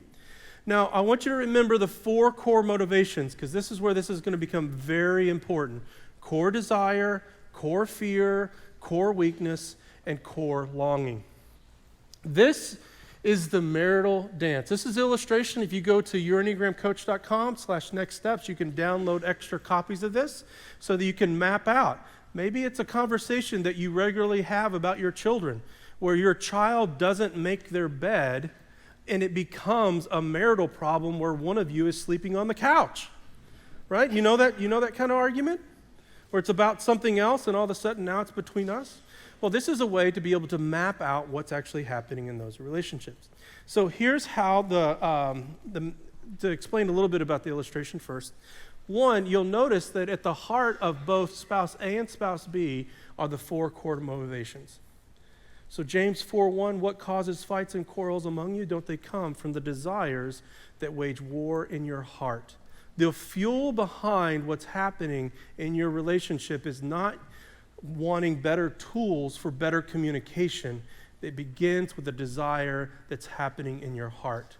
The second thing I want you to notice is that there's a line between, through the whole illustration, is that there's the condition of the heart that's happening underneath, and then there are the behaviors that are the expression of what's happening underneath the hood. So here's how the dance works. Number 1, where you see the 2 things, the infinity image there, where it comes together in the middle, that's the actual incident. And when something happens, number 1 in the bottom left-hand corner, I think or I feel. I have a reaction to something that has just happened. Now, that gives me a clue. If you're not sure of what your Enneagram type is, this is a great opportunity where Beth and I say, try it on for a day. Meaning, ask yourself, what happens when negative things or something happens in your marriage that gets you into the argument? I think or feel. Our personality has a way of seeing and interpreting the way things happen. Number 2, I do. That leads to certain behaviors and patterns in communication and relating. Now note that not only is it the original incident now, but now number 2, I have contributed to the original incident. So Beth is not just responding to what's happened, she's also responding to me. Number 3, my spouse thinks or feels. She then responds according to her core motivations, which lead, number 4, to her response to me. I think and feel, I do. And you know what this is like? We've got an Australian shepherd. She's 10 years old. She's been living with us for 9 years. And before Beth and I even get into an argument, that type 9 dog will leave the room. She knows what is about to happen. And even my daughter, you know, I remember there was one night we were traveling to Tennessee Tech, and Cookeville, Tennessee is a couple hours away from here, and she had her headphones on, and Beth and I were just kind of going at it for the day, just this low-level argument happening in the car on the ride there. And then we get into the hotel room that night, we get all settled in, and I'm not sure what I was thinking, but I decided, let's just bring it up again. Let's just fight about it in bed. Fought about it in the car, why don't we do it again? And from the other side of the room in the bed, my daughter says, round 2. Even our kids know when we're about to get in a fight, because I think and feel, I do, she thinks and feels, she does, and around and around and around it goes. So here's what we'd like to do. We'd like to give you a live illustration of Beth and I's misaligned dance. Round 3. No. That's right. Sweetie, we were talking about something last night, and I'm ready to bring it up now. All right. I'm joking. We're not going to do that. But we are going to bring up a particular dance that was true of our experience. And so, Megan, can we go to the next slide? Great. There we go. And so this is the other big introduction. We're now avatars. We look great. I can sport an orange coat like no other, which is awesome. Beth looks wonderful in purple. Well, fantastic. So we want to remind you core motivations, because this is going to be important as we talk through this particular fight that we had. It's a fight that we had for a number of years, and it's a fight that we would have this week if we had the opportunity. Yeah. So as a type 6, I bring these 4 things to our relationship. For me, it's being abandoned. Okay? So I was adopted as a kid in the mid-70s. I was raised by 2 rednecks in Dallas, Texas. And as you can see, I'm not. I'm actually half Mexican, a quarter Cherokee Indian, and a quarter English. And so, good job, America. I'm the melting pot. I'm the best that you could offer, okay? And so, I bring a fear of abandonment to our relationship.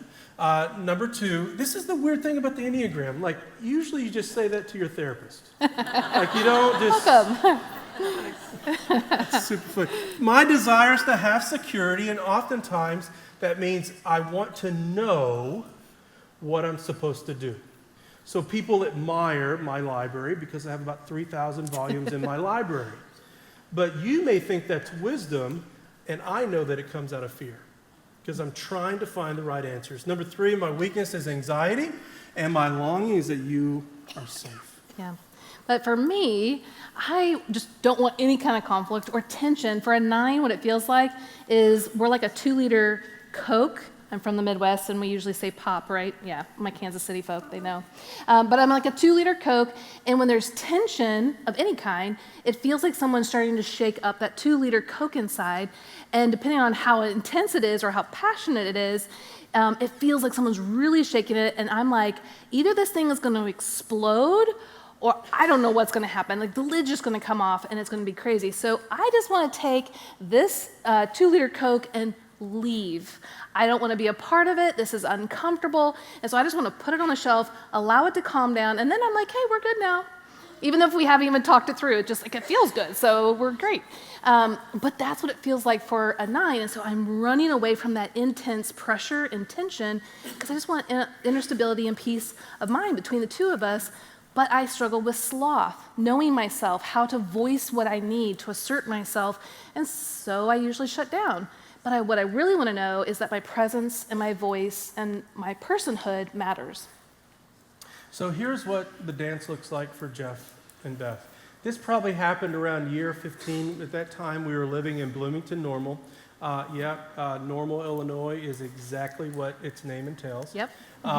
State Farm's there, Illinois State's there, so it was great for the seasons that we were there. But it was just another opportunity for us to have the same argument that we've been having since we had gotten married. Yep. I don't even remember what the actual content of the argument was because it You didn't probably matter. don't even remember what you're. That's right, because What it's were we the fighting same about in the first dynamic place? over different topics. Yeah.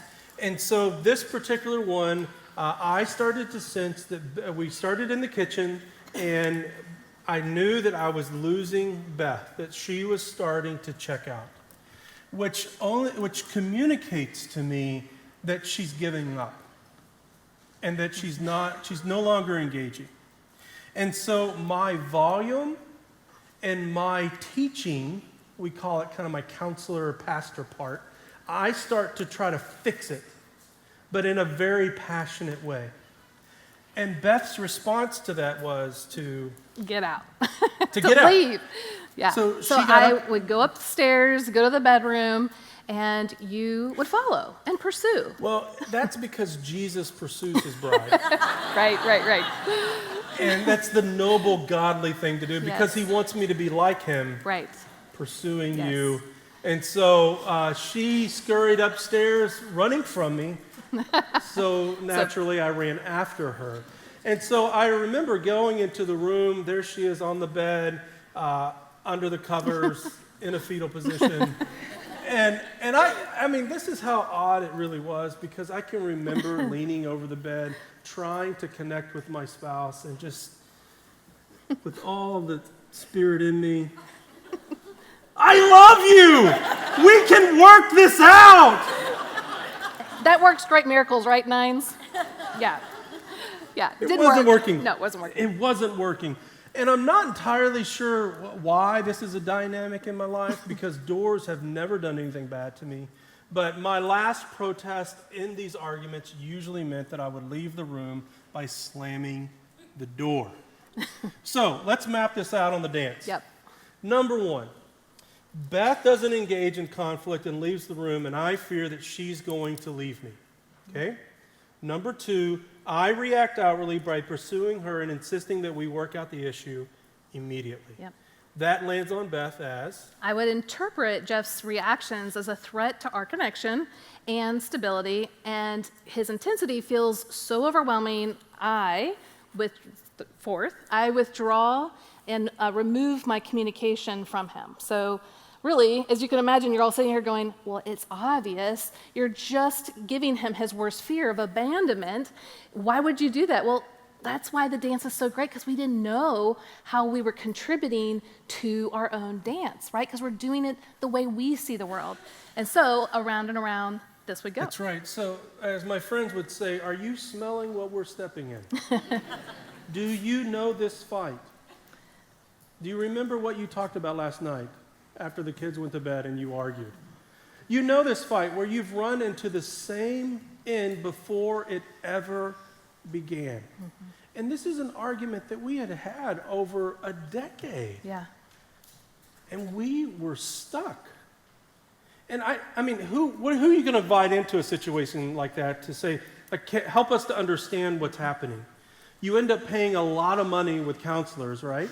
Which is a noble and great thing to do because you need help.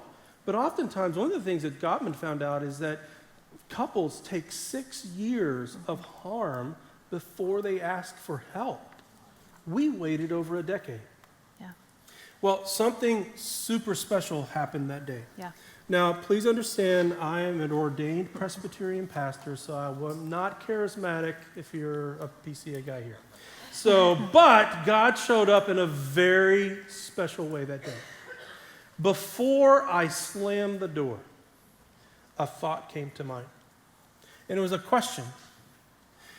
It was a question I had never asked before, and it ends up becoming the most vulnerable, transparent question I had ever asked my wife. And so rather than slamming the door, I turned around to Beth to say, are you going to leave me? I had been thinking this from year one. Every argument, every problem, every mistake was always my fault, my responsibility, and I was scared to death whether or not I was one day going to make a mistake. I remember in the movie, the Mel Gibson movie, The Patriot, there's one line at the beginning of the movie that's said in quietness, but he said, I feared the day that I would bear the consequences for my decisions, my past decisions.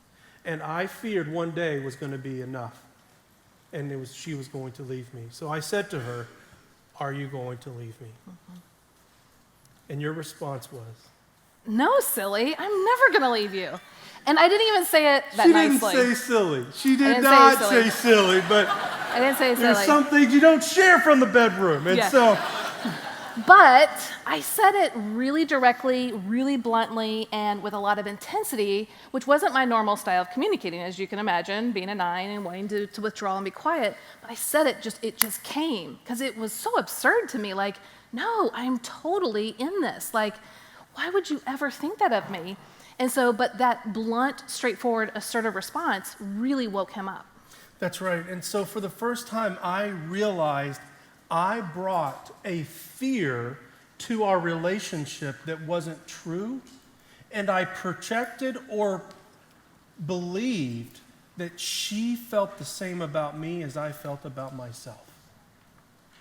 And that justified a whole matrix of anxious pursuing, of anxiousness about whether or not I'm going to be a good enough husband.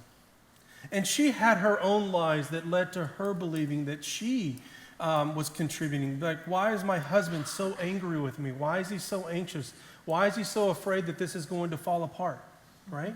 That led to her even kind of turning off during the conversations. Yeah, and this is why we use the word suicide, because really we're so often committing a suicide. We think we know what the other person is thinking and feeling, but it starts to harm and can even destroy relationships. And that's why we wanted to give you these instruction manuals and tools to open up new conversation with one another, to be curious, to ask clarifying questions, and to give clarifying statements.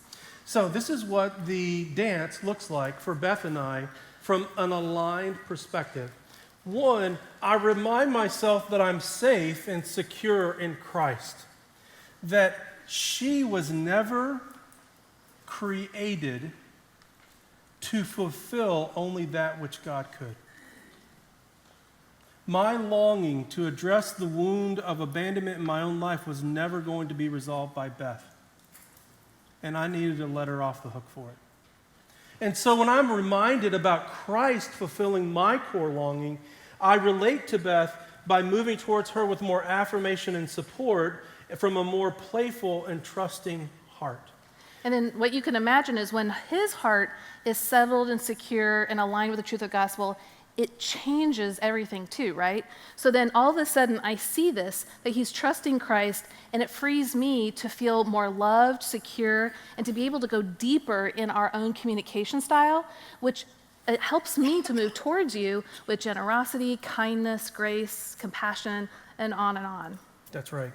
And so what we want to invite you to now is when we sat across the table from these couples early on, starting in 2005, recognizing how the Enneagram, when the gospel applied to these core motivations, was changing our heart, we started to notice that couples would say, oh, you just need to go get time at the McCord's table. Mm-hmm. Because there was a new language, a new insight, a new affirmation, a reality of experiencing God's love that changed their marriage, and it changed their family's dynamic, and it's going to change for generations to come.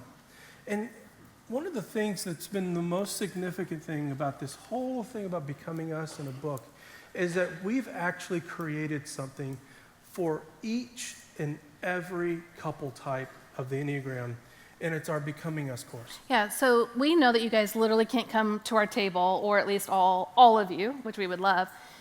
But what we wanted to do is create a marriage course that was specific to your two couple types. So like we talked about, there's 45 couple types, and when we decided to make a course, the first thought was to make one course for everyone that's just general, kind of like what you guys are experiencing today. But we knew that the Holy Spirit was saying, no, You need to make a course for all 45 couple types, because what we get time and time again is for people to say, but what about us as a 5 and a 7, or 3 and a 4, or a 9 and a 9? And we understand because there are dynamics that are specific to the two of you. Now, the book is going to be an excellent resource and guide, but it doesn't get into how your dance actually operates. That's where this course comes in. And what we're hoping is that when you take the course, that you are going to feel deeply understood, accepted, and loved by your spouse, that you're going to come home to more harmony, you're going to experience more balance in your relationship, and you're going to accept each other more fully so that you can actually cheer each other on. Wouldn't that be amazing? That your spouse would know exactly how to cheer you on, to spur you on? Well, that's what we're going to offer you in this course. So we have created 45 8-module courses for each and every couple type. Now you can imagine what kind of effort that would be, because that's over 300 videos specifically speaking to your dynamics as it relates to these 8 topics. Yeah, it was fun. So it was a lot of work, but it was a lot of fun because I got to really learn about each of your couple types in a whole new way. So we're going to talk about the Enneagram as a whole. I'm going to dive into your 2 types in Module 2, specifically giving you a lot more information about your 2 types. Then we're going to go into the gospel, the dance, kind of like what Jeff described, but then we're going to show you what it's like for your 2 couple types, just like we did as an example here. We're going to show you what that's like in your family of origin, how you brought your family dynamics into your marriage, then your communication styles, your conflict styles, and last but not least, what's really important is to show you a vision of what it's like to become your best selves together. Well, not only is this a lot of video and a lot of great content, just broken down into 20-minute segments, but we have also created a 64-page workbook to go along with the course that captures in illustrations and writing the dynamics of your relationship. It really is the instruction manual for your relationship about becoming your best selves. Yeah, so like together. this one, our designer Jane, she put these together. Aren't they wonderful? Aren't they beautiful, the books that you have? Well, Jane put together all 45 of these, and so this one is specifically for type 1 and a type 9. How many type 1 and type 9 couples do we have here? Yeah. Wouldn't that be awesome if you were like, oh, get it for me, I need to devour it. So that's what's so special about these is it's not going to tell you Jeff and I's dance, it's your dance. That's right. And we wanted to offer you a few more resources because we recognize that there are a few dynamics that are universal to relationships. Number one was this. We included in this course our Discovering You course. We recognize that not everybody knows the details of how the Enneagram works, and so this is actually included so that you can find your type and understand how the Enneagram works, and then you can start applying it to your dance. Mm-hmm. The next one is this. As I mentioned earlier with our personalized marriage plan, is that we provided you with a guide for you and your spouse to have a conversation about how you are going to engage in this course together. Because we recognize that it's going to take work on both of your parts. Yeah. And to be able to set up a plan and to set you up for success is only going to be more helpful. The next thing is a bonus about fighting well. So over the past decade, I've been a professional mediator, mediating church splits and marital problems, and then within marriage or conflict within churches. And so we've created a resource for you to understand what it means to fight and argue well, and to do so in a way that marital conflict becomes constructive and actually helpful versus harmful. The next one is we recognize that it is difficult. What does it look like for Beth to be able to say to me, I feel like you're not hearing my voice. I want you to listen. What does it look like to admit to a particular need? And so in this particular bonus, it's 4 steps on what it means to communicate core motivations that actually would prevent conflict from happening, and you can actually connect with one another versus harming one another. And this next one's a big one. Mm-hmm. This is probably, it's worth the entire course. This is huge. Okay, you ready for this? Like I got your attention now. I'm talking really low, so you listen. It's an Enneagram parenting guide. How many of you want to know your kids' types? Yes. How many of you want to know how not to wound your children so that they don't go to counseling and you have to pay for it? I mean, you've been saving for college, but you need to start saving for their therapy because of how you and your husband or your wife have been fighting. That's right. This is our first effort at trying to capture how your Enneagram type impacts your parenting with your children and how we typically parent according to our type. And so my children have a type 6 Jeff-sounding voice in their head so that no matter what they're doing, they're thinking like their dad. Well, it's how that happens, and plus some insights on what it looks like to shepherd your children along. We don't recommend typing your children young. Yeah. But there are a whole set of questions that you can begin asking your children that'll be very helpful for them whenever they are ready. We started, or at least I started really diving into the Enneagram when our kids were 1 and 3. And so and they're 19 and 21. So we have a lot of experience of things to do and not to do that we want to impart with you guys. But we also know that you guys, this is a big decision, but it's a very important decision.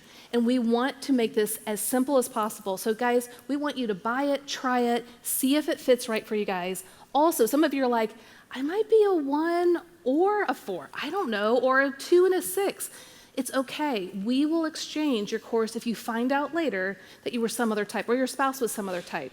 So don't worry. We want you to dive in to see how much gold in the instruction manual that you're actually going to have. So you'll have 30 days to try it out.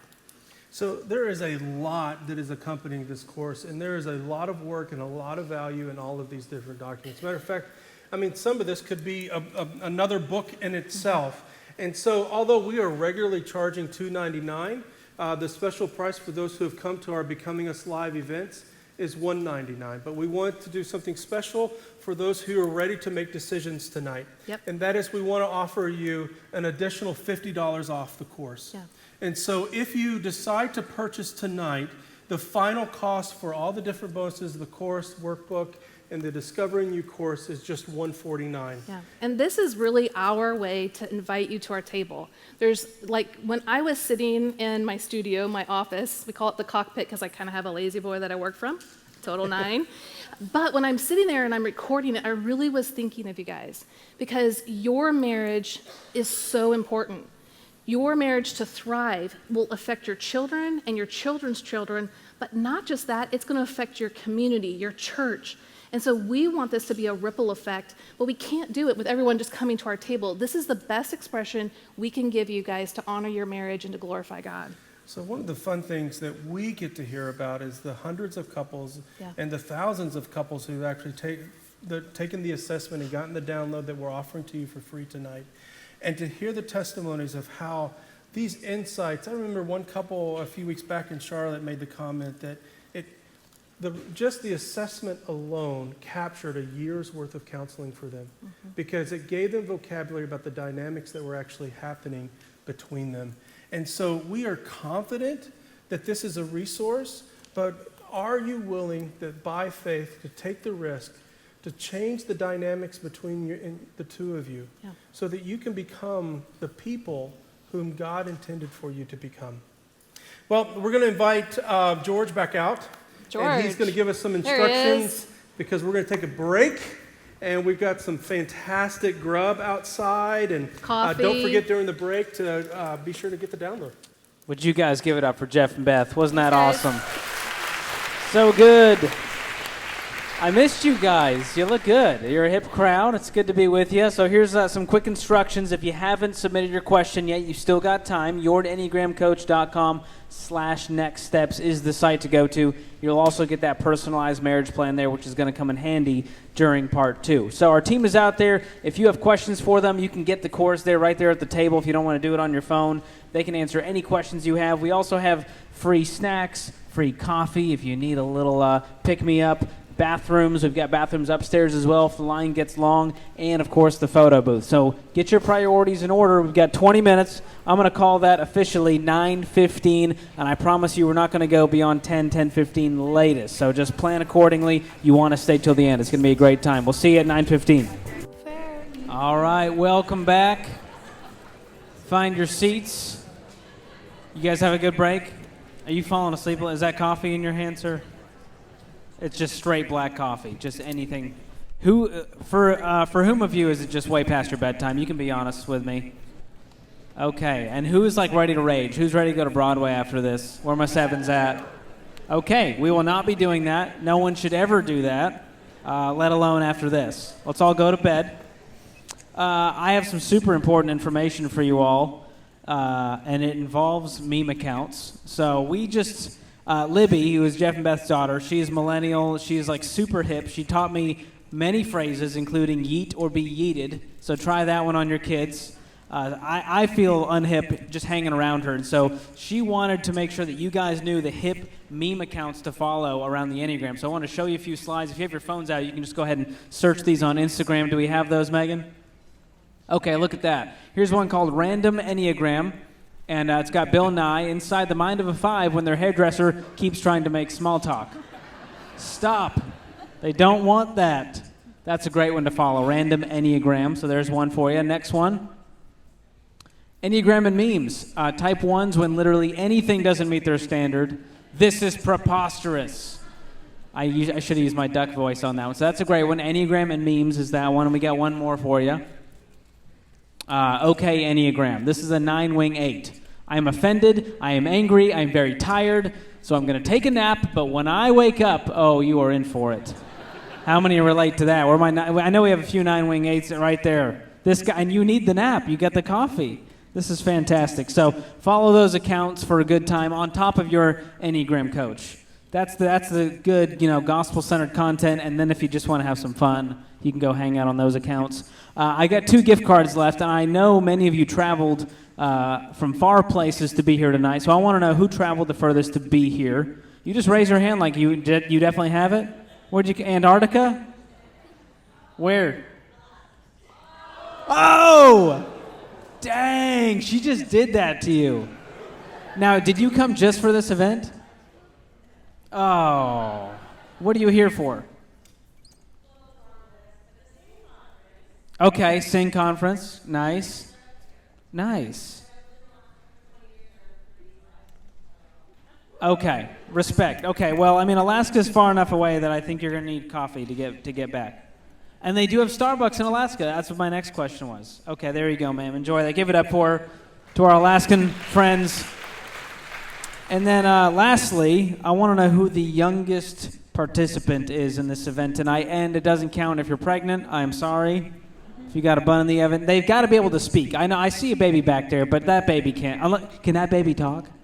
I will freak out if that baby can talk. Okay. All right. Do we have anyone who's under 18 here tonight? She is. How old is she? Can she speak? Because she's not. How old are you, ma'am? Do you like when I call you ma'am when you're 17? Does that make you feel old? Okay, we've got a 17-year-old. Can anyone beat that? That can speak.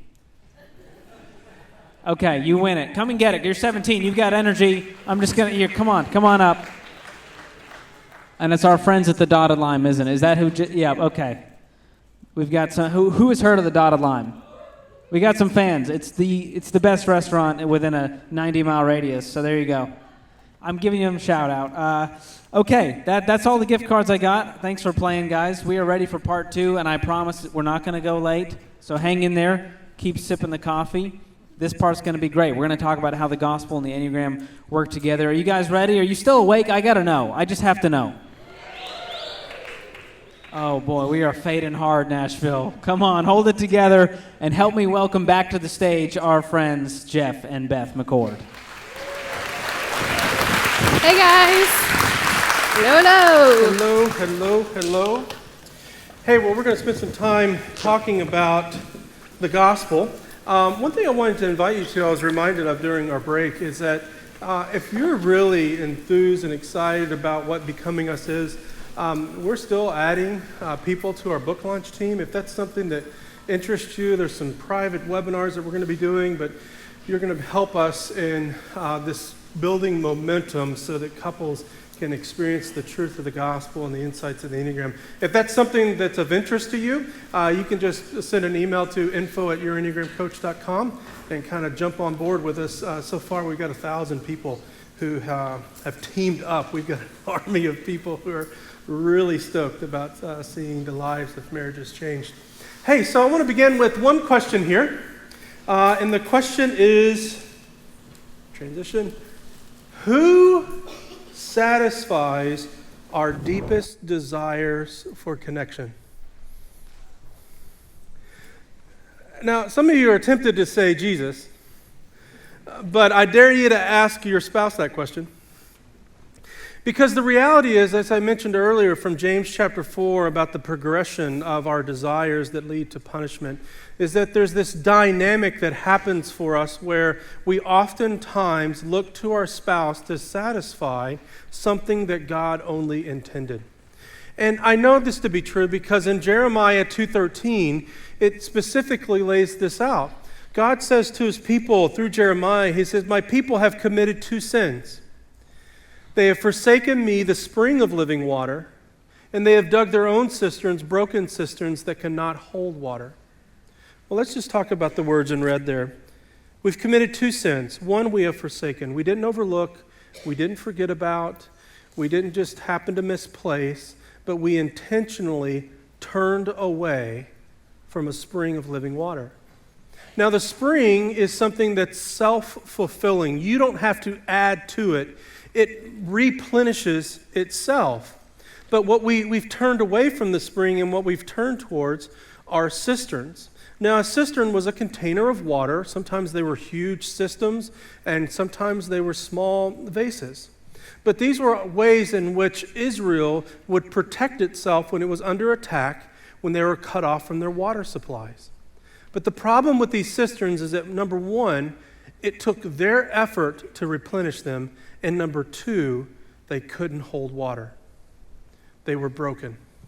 And the reality is that we have attempted to satisfy our desires into a relationship that it was never intended or created to satisfy those desires. Here's the thing. Number one, everybody is thirsty. Everybody has a longing. Number two is that everybody uniquely seeks to satisfy that longing, and that's your Enneagram type. You're trying to satisfy a desire apart from Jesus. And number three, Jesus is the only way and the only one who can satisfy our core longings. I love how Dan Allender said it. The only source for help and joy in marriage is in the gospel. We're going to show you how the gospel has impacted the dances of our friends that we've been showing you over the night. As I'm seeing our relationship through the Enneagram, I felt like I was able to respect him more for what he brought to our relationship that was unique and different from me, and how we complemented each other. And I was able to be more sensitive to his needs. I can go out and I can conquer these things because I know I've got a safe place in Kevin to come back to. I know I have a safe place in Christ to come back to, and I can kind of let down that protectiveness in me, and that feels nice. Still got a long ways to go, but man, the 6 months that were some of the hardest of my life, have, on the other side now, I've felt how it's been the best of my life.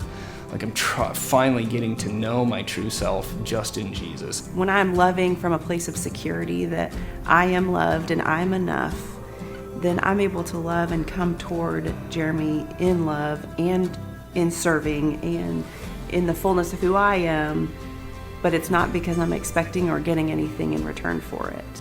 The beautiful thing about the Enneagram is that the gospel is one size fits all, and it's because it's complete in that it is able to deliver the message that each type longs to hear. I feel like the Enneagram was a great tool for me to understand what God's identity for me is. I do want to meet his needs, but I'm not the ultimate meter of his needs. It's been a lot of freedom knowing God made me wonderful too, and I do have that identity in Christ. And even though Jeff makes me feel like I do matter, like he said, he can't give me that endless supply like God can. Heaven is like that end goal of safety, but I've been really trying to focus on like the kingdom of heaven is here. Like, it's interlocked. So it's already here with us, even in all the uncertainty. I can kind of release some of the burden of those worries to him and not just hold on to it all of myself. Talking about drawing your strength in Christ, everything that Jeanette longed to be in Proverbs 31 was Jesus Christ himself. Remembering that I have this acceptance, that I have this sense of belonging, and that it has been won for me on the cross. What that does is free me. It really sets me free to then look at the ways that I have been uniquely created. I mean, that's what really attracted me to her, is her love for God and serving him. Right now, we're kind of at the place where we're both his favorite. Some days she's a little bit more his favorite, and some days I am. So, and we've said this over the last few years, many times I would say, is, boy, I wish we knew this 20 years ago, 30 years ago, 40 years ago. 44 years ago. For the communication piece. The language of the Enneagram and the gospel helped us realize it's actually not about us. And when I can release, and we can release, that it's not about us, then we can move towards each other no matter how we feel or what space that we're in, trusting that God will be enough. Amen. So guys, I have the honor to walk you through how Christ is your portion and your fill, the spring of living water that replenishes and fills you up more than you ever thought possible. But you have to understand what your core longing is and what your desire is, what you want to hear, but also how you're demanding it, criticizing, and punishing others to get it, right? Because we're not going to stop, because I think Jeff should definitely tell me my core longing all the time. Why can't he meet this? But he can't. And so I want to show you directly how Christ speaks specifically to your heart, your dialect, your language. Each of us have a different language in our Enneagram types. And let's see how the gospel speaks to you. So we're going to focus just on the core longing, the message your heart has always longed to hear. Again, it was from your parents, your siblings, your teachers, coaches, then your spouse, your kids' career. You're always looking for this. But Christ has fully satisfied it, and you can rest in that and align your heart back with Christ so that you can absolutely be free in who you already are in him. So we'll start with type 1. Type 1s, you long to hear that you are good. And ones are always like, but I'm not good, Beth. And I'm like, yeah, you're absolutely right. You're not. But here is how the gospel answers this, how Christ satisfies this for you, is that you are completely forgiven. Your past, present, and future sins are no more. Amen? And his perfect righteousness is now put on you. Therefore, when God looks at you, he sees Christ. You are free. You can now rest in knowing that you are good, not because of what you've done, but because of what he has done on your behalf. Type 2s, you long to hear you are wanted and loved. And what Christ has done, how he has satisfied that, is that you are wanted and loved. So much so that Christ has left his throne to come and pursue you, to get you, to bring you to himself because he wants you. Isn't that amazing? I love how he shows and demonstrates that for us. Type 3s, you long to hear you are simply loved for being you. 3s think they have to earn and achieve it through tasks and image. But what Christ says is you are loved for simply being you. And in fact, all of the accomplishments that you think you have to earn, the ones that you really do need to earn, are already yours because Christ has won and accomplished all of the things that you needed on your behalf. So everything that you've ever needed or wanted can now be rest. You can rest, you can exhale. I have 3s all the time say, can you coach me? I want to learn how to exhale. 3s, you can exhale and rest in the arms of Christ. 4s, you long to hear that you are seen and loved for exactly who you are, special and unique. And here's the cool thing. Christ made you. He knit you together in your mother's womb. He knows exactly how he created you, and he delights in his creation. Yeah, you're different, you're unique, you're special, and it's wonderful. And you feel misunderstood so often, but here's the good news. He understands you. Others may not, or they attempt to try, but he does. You can come to him and be assured how well he understands you. Type 5s, you long to hear that your needs are not a problem. Remember we talked about how needs feel like they're this big boulder. How could I hand this off to anyone else? I don't want to harm them. I'll just deal with it myself. But what Christ shows is that your needs are seen and being taken care of by Christ. He is God Almighty, the creator of the universe. Your needs are literally not a problem. It is a delight and a pleasure for him to help and care for you.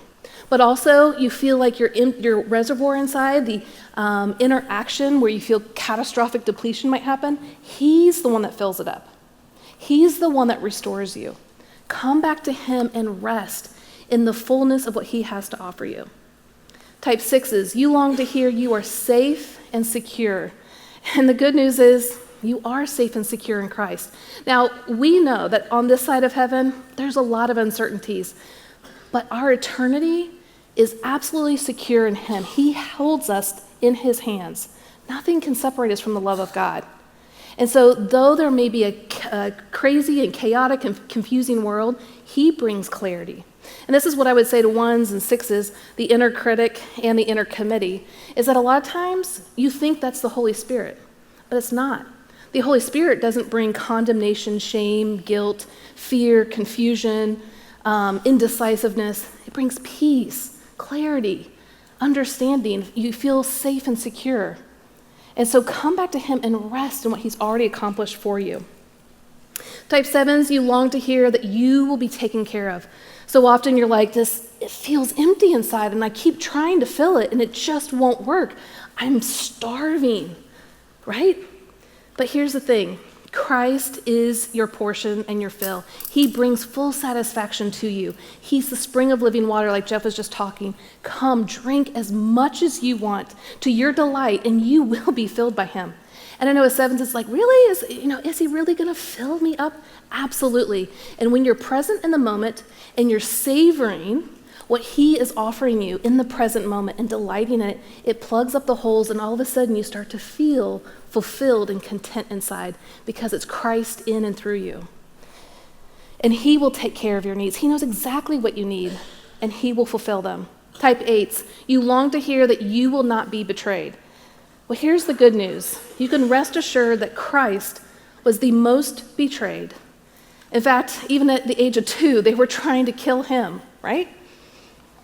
So even from a young age, they were already after him. He understands what it feels to be harmed, to be controlled, and to be betrayed.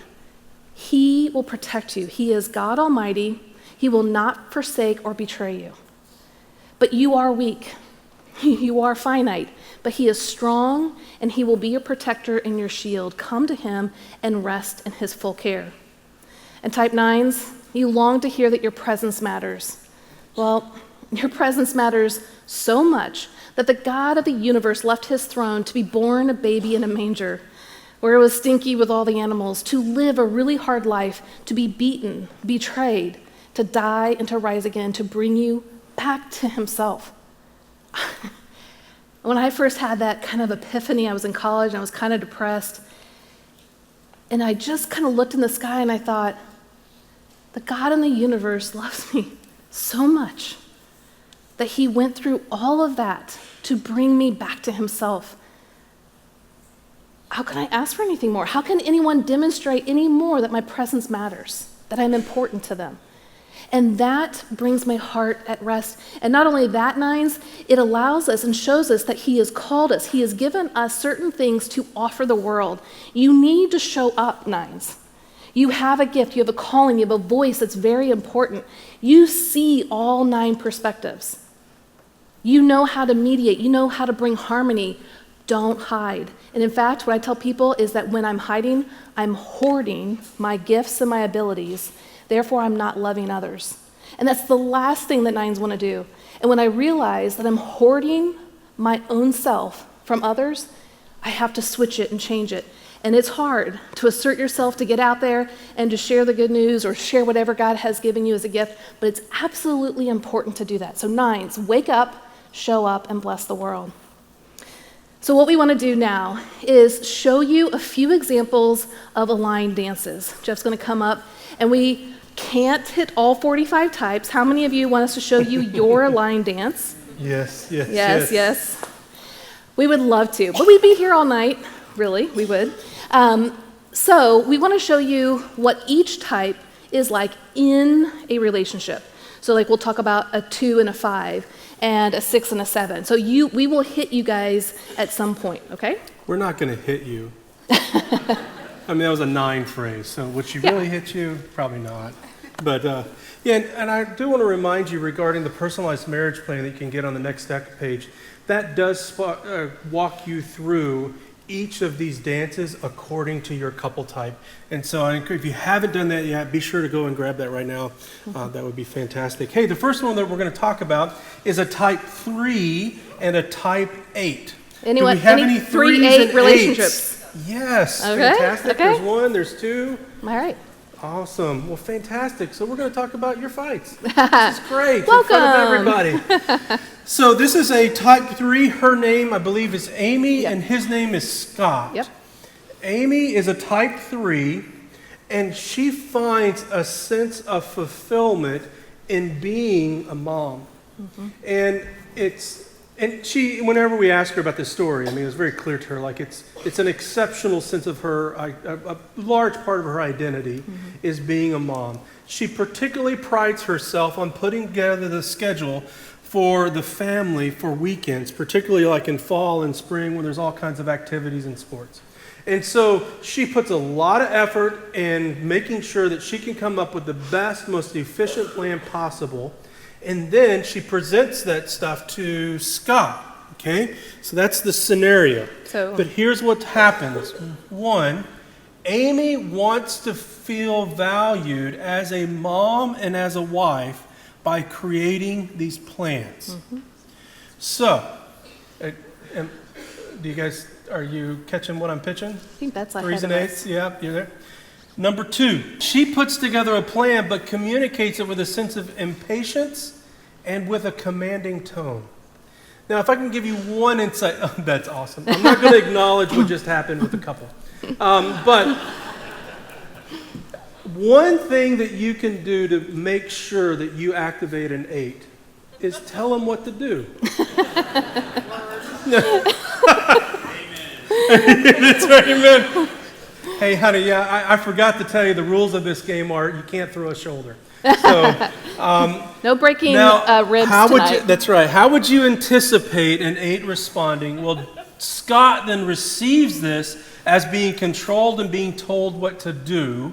That leads to him becoming more resistant and abrasive. So I want to tell you, this is one of our favorite parts because this is when you guys start taking out your phones and taking pictures. And that helps us know that we have provided you something that's really valuable, that's going to change the dynamic of your marriage from here on out. Because if you're not a type 3 and an 8 couple type, but you have an 8 in your life, you already know that this is part of the dynamic. If you're a 3 or you have a 3 in your life, you know this is part of the dynamic. And that's where the course gets really cool because we really start to get into your kitchen and showing you what it's all about. So here's what happened after Amy and Scott went through some coaching with us. And what Amy started to realize that if her sense of value and identity was not wrapped up into these plans, things would change. The dance changes for them. So number 1, she remembers that her value and worth is not tied into her plans and successful arrangements of her world. But number 2, and this was fantastic, this led her to ask for Scott's help and to be open to his suggestions. This was awesome. So I got an email from her on the dance because I was like, hey, tell us about your dance. And so she's writing about this and she puts in parentheses, gasp. Sometimes his plans are even better than mine. Well, Scott receives this then as he's being asked in her inviting tone, which opens his heart to being compassionate and supportive. So by asking an 8 to live out the best part of themselves. I mean, 8's another illustration is kind of like sled dogs. You put the strap over their shoulders and they're ready to run. They're ready to fight for you. They're ready to pull for you. But if you come against, it's just arguments and stubbornness that goes nowhere. But by inviting him to participate, all of a sudden his heart comes alive for his family, and he offers some suggestions to help her out, and it's a success for the entire family. No longer is it just about her. Isn't that fun? So it's the same situation, but you just change how you're interacting with one another, and it can totally change the dance. So the next one is a type 2 and a 5. And actually, this is Karen and Steve that you saw on there. They've been married for 45 years. Do we have any type 2 and 5 marriages here? Okay, we got some, yeah. 2, Okay. 3, 4. All right, Are so... they over here? 2s and 5s? No? No? Okay. So what would happen is that Karen wants to connect and be loved and wanted. So Steve travels for business a lot, and so she is like anxious to get him home and ask literally all the questions. Like, where'd you eat? Who'd you eat with? What was the conversation? What was the atmosphere like? You know, and he is just like one-word answers. He's trying to beeline it back to his office or wherever for him is his sanctuary to recharge. And he's trying to get out of the conversation as soon as possible. So how many of you are married to 2s? And how many of you know this experience? Yes. Yeah. And you know, like, it's not out of self-interest. They really do want to know. They're very curious. Yeah, they want to connect. That's right. And care. So she wants to connect, and so he does this. And so she, as soon as he gets home, she's asking him all the questions. And then what Steve does is he gives one-word answers, and then he beelines it back to the office because he feels depleted already. And then, as you can understand, that only makes Karen feel unloved and rejected. And around this dance goes, because she'll pursue him, as you saw. She'll pursue him even more, which he'll then retreat even more, and around it goes. But the aligned dance looks like this, and Karen actually helped us to kind of write the book. She's an amazing writer, so we gave her a lot of the content. So just talking through their dynamics, this is what she has learned. That knowing that she is loved by Jesus, Karen acknowledges her desire to connect with Steve, and like she knows that she can rest because she can get her needs met through Christ. What happens then is that she offers Steve time to recharge while planning a quiet and restful evening for him and her to reconnect. So she welcomes him home, and though she wants to ask all the questions, she lets him go off into recharge, but also offers him a quiet evening, but she still wants to connect. I mean, she's just like anxious and waiting for this to happen. So what happens is Steve believes Karen understands his needs while recognizing that in Christ he can move towards his wife.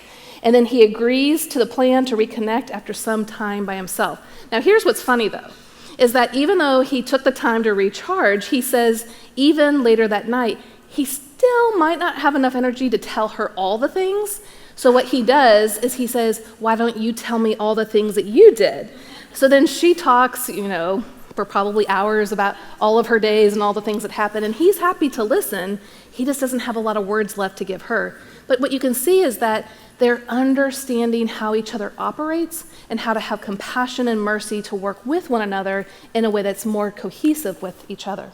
So we're going to skip this next one. We're going to skip this. Let me go past it real quick. And we're going to come to the last one because we got a surprise for you all. So this last one is the Becoming Us dance. What does it look like to enhance one another's glory? What does it look like for you to be part of this special privilege of seeing your spouse become the best who they can become? Yep. And this is with David and Kelsey. David is a pastor, and one of his roles is to handle all hospitality and church world, we call that assimilation, where it's engaging with new people and making the church sticky, where people would want to stay around. So number one, David felt frustrated because of a recent experience that he had when he was bringing a plan. He's a type 4 and Kelsey's a type 1. Do we have any 4-1 couples here? 4-1? 4-1? No? All right, they're unicorns. Oh, there we go. No, there's one. Hey. Great. Awesome. Thanks, Brian. You want to come on up and I'll just talk about this? I'm joking. But so David presents a plan to the leadership of his church, but they're not receptive to it. David interprets this in a way that there's something flawed about him and about whether or not he is a fit for the job. it gets really complex very quickly for him. David felt frustrated, inadequate, and ashamed when his vision wasn't accepted by his leaders. That led to number 2, he became emotionally reactive while sharing the situation with Kelsey. Now, here's where the breakdown is. So he's presented a plan. The plan wasn't accepted, and he has brought an emotional passion, intensity to it, to a type 1. I think I heard a moan. Now, a type 1 isn't known for being able to hold a lot of emotion in the room. One of the things that they bring to conflict and situation is reasonableness, and they want to move forward practically. And so here we are now. David's vulnerable. He's brought something to the relationship. He's sharing something with his wife, Kelsey. Kelsey sees the mistakes that David has made in his presentation of ideas. So awesome. Like, you know, like this poor couple, can we just pray for them right now? I know this is still wounding to him, and she still thinks she's right, because she probably was in the first place. Number 4, she offers critiques to his approach. Now, the word critique there, though, it's a little difficult, because ones aren't trying to critique. They're generally trying to help. But it can be received as critique. Right. Well, what would this look like in this particular situation if the gospel were true? Number 1, Dave remembers he is loved and understood completely by Christ. So, 4 of 4, the assurance of 4s, and to show you how committed God is to you. Number 1, God knew you and loved you and knit you together in your mother's womb, prepared good works in advance for you to do, chose the season and the places in which you would live. These are all Bible verses. This is not just Joe. And then has gifted you with certain gifts that are unique to you, and intends to empower you for the sake of others. God is more committed to your gifting and your glory than even you are. You're not flawed. God doesn't make junk, and he doesn't junk what he has made. He restores it. So if Dave comes remembering he is loved, although he's just experienced failure, number 2, he shares both his emotions with balance while being receptive to Kelsey's insights. Because it's very likely that the reason why Kelsey married Dave in the first place is because she recognized there's a need in her own life to be more accepting that she does experience emotion. And so by him being more balanced, he creates a much more balanced conversation. Number 3, Kelsey recognizes that Dave needs the same grace and truth that she has received in Christ. And then number 4, she compassionately offers both the affirmation, the grace, as well as the gentle and wise insights. Because it's not so much about correcting, but it's about guiding. It's about sharing wisdom, because that's not at stake. Well, the next thing that we want to do is that we want to invite Ken and Jeanette up. Where are you guys at? Ken and Jeanette. So you've seen Ken and Jeanette in the videos, and so we're going to walk through a particular dance with them that they have. This is the Pac-Man machine. This is the Pac-Man machine couple. Woohoo! Yeah, give it up for... So, yeah, you can stay right there. You're I'll all try set. to make room. Yep, there we go. Thank you. So just to let everyone know, I have texted Ken multiple times through this event to make sure that we had permission. So Jeanette may be up here reluctantly, but Ken's ready to go. 7 and a 6. That's right. So in our book, you allowed us to share a story about Christmas gifts. Yes, you know this tradition. And if I understand it correctly, Ken, you're responsible for the wow gift. Yep. And Jeanette, you're responsible for the reasonable gifts. Yes. Is that correct? And so, what in the book you tell a story about going to Target and creating the plans. Do you remember the story? So share with us what the context is. The context is we're going Christmas shopping, and we both have different expectations walking into the store. Jeanette is after every practical gift that everyone's asked for or they needed. They've asked for. Yeah, exactly. And then she knows, which is normally underwear, which is super boring, or pajamas, or something like that. And I'm looking for like the latest and greatest, never seen it on the shelf before, and I need to get it for my friends or family before they know it exists. Yes. Yeah. So I'm assuming for you, Jeanette, you know how this conversation is going to go before you have it. Yes. And Ken, you know how this conversation is going to go before you got to the store. Oh, yeah. Oh, yeah. And so there's a sense. Now, how many of you know this about when you're already amped up to have a conversation that you know is not going to go right? Yes. Remember we told you our dog already leaves the room? That's right. So what happened in this particular scenario? Like your turn. We usually have a standoff. At Target. At Target. Yeah. Like how far into the store? You know, like there's that goodie area that's like $1 for stuff. Like, do you make it that far or? He has to go to all the places and hit all the end racks, you know, where the clearance things are. Yeah. Yes. And so why do you think, what is it that's at the core of your desire in that moment in buying Christmas gifts? I just really want everybody to have what they really want. If we have like our budget and everybody gets 3 things, I want those 3 things to be what they really want, like what's on their list. So you want to be committed and faithful and intentional. Yes. That's right. But staying in the budget. Of course. Yes. Yes. Right. So trying to balance in our own heart, how do I honor and remain loyal to the family as well as to be honoring of the budget that they have? Ken, when you're thinking about the special gift, what's going on in your heart?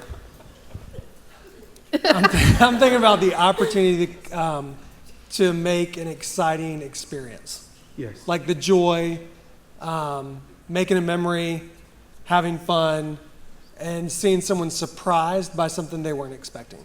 Yes. Or didn't know existed. Right. Yeah, and I honestly, normally I go sneak off and buy that and get it in the car before Jeanette even knows that that's happened. Okay, so this is what we're going to do. Thank you for sharing honest. that. Sorry. So now we're going to illustrate this in the dance. Okay, so number 1, Jeanette wants to be responsible to what people want and what they can afford. Number 2, she tells Ken she's made a list. She wants him to stick to it. Number 3, Ken feels trapped and wants to surprise those he loves. 4, he decides to do what he wants, justifying his desire by reframing Christmas as the gift-giving season. This is unrehearsed, by the way. This is unrehearsed. This is live, This folks. is live. This is live. Yeah. We have not shown them these slides at all. That's right. amazing. So now, what is this? You've actually you've made progress. Yeah, because with in the this. book there was the Align dance, and that's kind of what we want to kind of show is how did the two of you work in such a way that actually changed this dance into what it is now. Well, we live in pretty deep community, which means we're surrounded by all the other Enneagram types.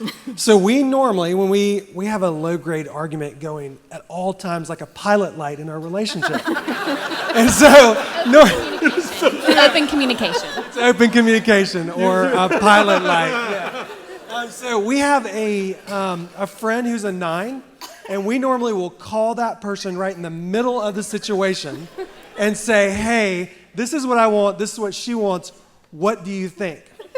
And we've also learned that if that doesn't work, our therapist is an 8. Like we just both want our butts kicked and told directly what we need to do, and we fall in line. But how do we compromise? Okay, we compromise this way. We both said we only have this much money, and so I was like, I need 90% of that. And Jeanette says, that's not going to work. I'm like, yes, ma'am. And so we decided to spend a certain amount for the practical and what's appropriate, and then a certain amount of that budget for the fun and the crazy. Okay. That's right. So should we show them the That's Align right. dance? So this is your Enneagram coach's interpretation of your pain and your conflict, right? Free therapy. This is free. It's part of your ticket price. Yeah. So Jeanette remembers that her assurance is in Christ and not in her plans. Yes. Things going your way doesn't resolve any of the tension, right? Right. That's right, because only Christ can do that. She shares the plans with Ken, inviting his creativity to meet everyone's desires. Reluctantly, but she's doing. It's true.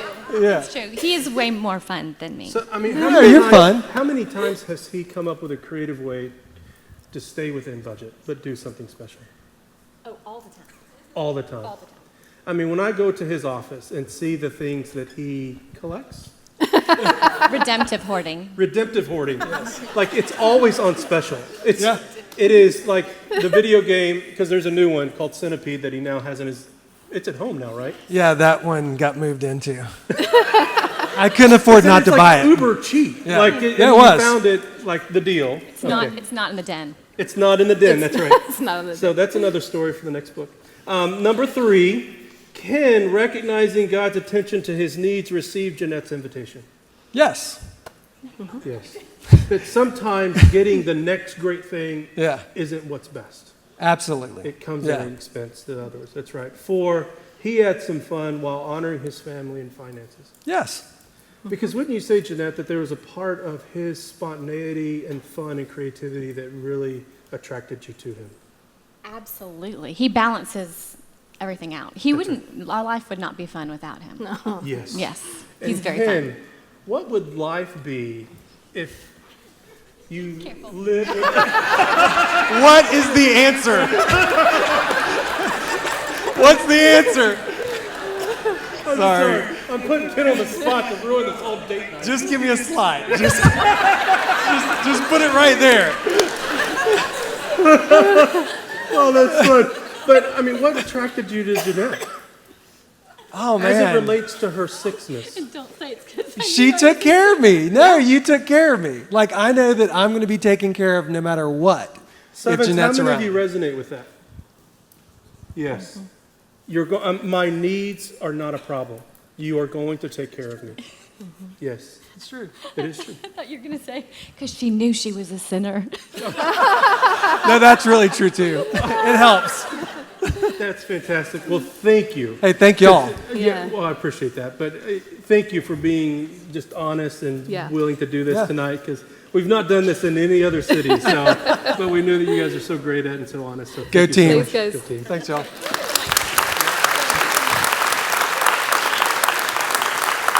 So if I'm going to invite George. Yeah. George is his name. So I'm going to invite George back out because here's the thing. You've been asking questions tonight and submitting them, and so George has put the questions Probably only together do a few. for us, and so we're going to spend the next 5-10 minutes answering your questions, okay? Yeah. This is not stump the chump time, so it's not like we're trying to, but But please these are really understand. good. There was a lot, so we vetted a few. That's right. We've added a few. We're not going to answer anything. And I told these nice people we'd be out of here by 10:15, so we're going to do a lightning round and get to a few. Does that work? Sounds good. Yeah. Okay, here we go. When you are deep in your core weakness, how do you recognize that in the moment and take healthy steps to turn it around? Yeah, I mean, like for me as a 9 sloth, the internal fog, a lot of the times it honestly feels like fog. And that's why I call it that, because I can't see clearly. I don't know what's going on in there. I feel something, but I can't even name it. And so I know that's when I'm in the fog, or that's when I'm struggling, because I can't really come out with words. I can tell Jeff, like, I'm feeling something. Of course, then he asks all the questions, and I'm like, I don't know. Then I start to shut down more. But when I recognize that is just to really realize I need to, 1, be kind to myself. That doesn't mean I accept it and say, oh, this is great, this is good. I need to be kind to myself, and I need to ask Christ to give me the clarity and the awareness that he wants me to have in the moment, and to trust him. And that it's hard, and to push into it, right? To try to have clarity, to try to not just seep into the sloth even more. So I think one thing to realize, even David wrote about it in the Psalms. He says, my sin surrounds me and I cannot see. Sin deceives, it blinds.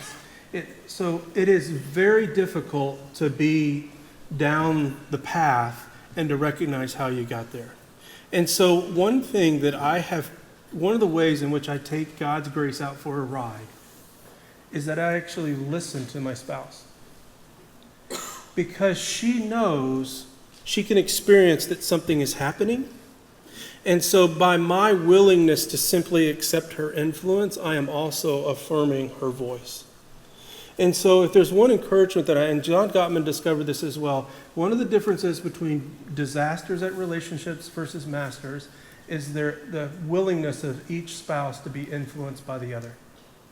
So accepting one another's feedback and learning how to give it with kindness, to give feedback with kindness, will be a great way to wake up to what's actually happening. My husband identifies pretty equally with all 9 types when he reads the descriptions, and the test questions are excruciatingly difficult to answer for him. He wants to know if there's such a thing as being untypable. Did he crack it? Did he break the system? He broke the Just Enneagram. Just him, he broke it. No, that actually can happen often. It takes time. Sometimes we don't even know why we do what we do, right? It takes time to even think about it. That's why we say, try this type on or try that type on. Like, what's activating you? What's those core motivations that are stirring inside? But just because you saw them doesn't mean you know them. So take some time. But also, there are 2 types that struggle to find their types the most. 9s and 6s. Now, that doesn't mean the other types don't mistype themselves. They do too, but these are the 2 prominent ones. The 6s, because it really depends. And that's what they'll say, it depends. Because they can be extrovert and introvert. They can be brave and scared. I mean, like, whatever you throw at them, they're like, well, it depends. And you'll hear that a lot from 6s because it really depends. It's not that they're not being authentic, like they're shape-shifting. It just depends on the circumstance. Now, 9s see through all other types' view.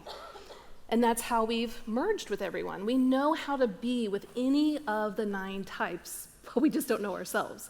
And so when they're answering questions, it is excruciating because it's like, I don't know. Like, you see one question, it's like, I don't know. So if you were to ask me, hey, what do you want to do next week? I'd be like, don't ask me that question, I don't know. And so for 9s, that can actually be the case. So I would take a look at 9 and 6 for that spouse. But spend more time at 9. Go ahead. 6 is full, move on. That's, there it is. That's a hint. We don't type people, but as a suggestion. All right, this is a great one. I'm sure you guys get it a lot. Someone said, please reassure members of the audience who may have concerns about the spiritual implications of the origins that there's not anything to worry about here. I've had several friends, all 8s, ask if it's New Age. Oh, man, New Age is the best. Beth, it's just heebie-jeebie stuff. What's going on here? Well, I mean, guys, there's a lot of stuff that is floating out there, but I'm hoping that with our book, starting in the introduction in chapter 1, we really lay out what it's like to use the Enneagram from a gospel-centered perspective. We lay out clearly what is the gospel. So 1, if you want people to know what the gospel is and to come to Jesus Christ, that alone is worth the book. But the Enneagram is just a tool. And no one knows the exact origins. They can say they do, they don't. It goes back thousands of years. So what we say is it's a tool, just like a hammer. I can use the hammer for good or for evil. It depends on how I'm using it and my heart condition. And so when we use it with Christ at the center, that the whole point is for us to be aligned and know our identity in Christ and to live that out, that to us is paramount. And I'll say this as a pastor. And I understand the concerns entirely because they're the 2 men who had the most influence on what we know to be the Enneagram today. Okay? They were not Christians. But they've not been the only ones who created it, contributed to it, or invented it. They added to it. So each teacher of the Enneagram, whether that be Ian Cron, Suzanne Stabile, Beatrice Chestnut, Russ Hudson. Russ Hudson, they all have different worldviews. And so the Enneagram is a particular system that doesn't bring with it a worldview. People insert their worldview into it. And so as we use the tool of the Enneagram, we use it from a biblical, orthodox worldview. We do not buy into the tenets of New Age. We do not buy into the tenets of occult practices. And the only resolution to man's problem is the person and work of Jesus Christ. And the future to come is his return. It is not to know our numbers. Right? And so, well, thank you. I didn't think I'd get an applause for that. That's awesome. I said a lot of fun things tonight, and that's what you're going to applaud for? No, I'm joking with you. But so we have wrestled with it, but we understand it is different according to the teachers. And so it's really hard to communicate that, particularly in social media, when we've tried to engage with it. I mean, it's like jumping into a rattlesnake pit. All of a sudden, we got all kinds of accusations. And so that's my thought. And go back to our vision statement. You know, we are here for people to understand themselves with astonishing clarity, to break free from self-condemnation, fear, and shame by knowing and experiencing the unconditional love, forgiveness, and freedom in Christ. That is our view, and that's how we're going to use the Enneagram. All right, that settles it. Okay. I'm going to end with this one. You touched on this earlier, but at what age can you start to see what number a person is? Can we see my 5-year-old's number developing, or is it too early? Yeah, so a few thoughts, and then Beth's going to offer some more from an Enneagram perspective. But there are a lot of dynamics. When you think of a family, think of people on an inner tube in the water. Everybody has a place, and your place is determined by everyone else on the inner tube, right? And so there are a lot of dynamics that shape how we grow up. As a matter of fact, I thought I was an 8 for 3 years before I realized I was a 6. And I was in my 30s. So let's not put pressure on our kids to know their core motivations when we as adults can't even name ours at times.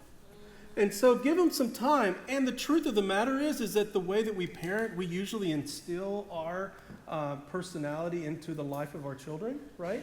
I mean, Libby answers a lot of the questions on Instagram, and the reason why is because Beth is in her head. And so she knows what mom would say. And so I'll let you tell the story because it's... Yeah, it's really important. So Nate, we thought so what I would say is eliminate some types that you think they're probably not. We're pretty sure Nate wasn't an 8 or a 4 or a 5, a couple other types. And we were kind of hanging on to 1, 2, and 6. So just hold it loosely until they name their type. And that could even be when they're in their 40s. You don't know.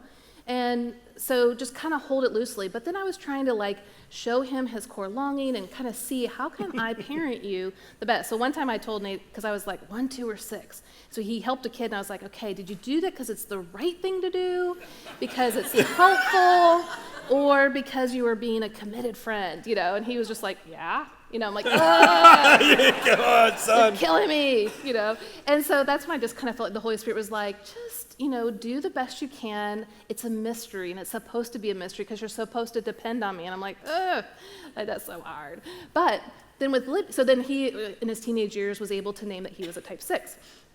With Libby, she, I thought, might be a 9 or a 2. And I was like, in my mind, oh, she's a 9 for sure. She's a lot like me. Well, then when she took the test around 15 or so, she came out as a 2. And I was like, really? And she read it, and she's like, oh my goodness, yes, this is so me. And I was like, huh. Well, here's the thing. All those years, she was trying to emulate or to impress or serve me in a way that I would resonate with, right? And so she looked a lot like me, but then when she became more of a teenager, she started to break away, and her 2-ness really came out. And now when you're with us, you're like, oh yeah, you guys are definitely different people. And so that's why it's so important not to type your kids. And here I was studying it a lot. And so just be very open and loose and just let God do his work in revealing who they are to themselves by being there and supporting them and encouraging them to find their type when it's the right time. So one little last assurance regarding the parenting question, because I think a lot of it comes from a desire, a fear of knowing how to get parenting right. Am I right or am I right? Or am I right? So here's some bad news and some good news. The bad news first. You're going to wound your kids. Sorry, the fall happened for us all. It's going to happen. But here's the good news. That's going to be one of the things that Jesus is going to use to draw them to himself. I remember driving home from church one day and my son making what I thought was the most proudest comment he's ever made to me. He said, Dad, I'm going to need some counseling, and I'm sorry I can't go to you. He knew he needed help, and he knew that I was part of the dynamic. But it was so thankful for him to know that, one, his dad understands, and that number 2, that going to ask for help is just a part of what it means to become a young man. Mm-hmm. And so just remember, hey, The mistakes are going to happen, the wounds are going to stick, but those are going to be the very avenues where Christ does something really special in a person's life, where they're going to experience him in a brand new way. Cool. So good. So as we leave here tonight, I know what happens at events like this. You get really pumped, you're excited, you got all your notes, and you go home, the notebook goes in the drawer, and you wake up, and it's a normal day. So I want to make sure that we have some great next steps as we leave here tonight to actually put these principles into practice. So what we've done is that we've broken you down into 3 groups. Okay? Number 1, the newbies. Now, there weren't as many newbies here as there are in other places because of the community that we live in. But for the newbies, number 1 is this. You have your workbook and you have the book. There's a lot of content in the book. Stay with the book. Number 2, don't forget to get the download, because the download, number 1, is going to help you in the kind of conversations that you need to be having with the Enneagram. And number 2, it's going to lay out practically what you're learning both in the book and the workbook. So you've got 3 great resources right there alone that's not going to cost you anything except for showing up tonight, okay?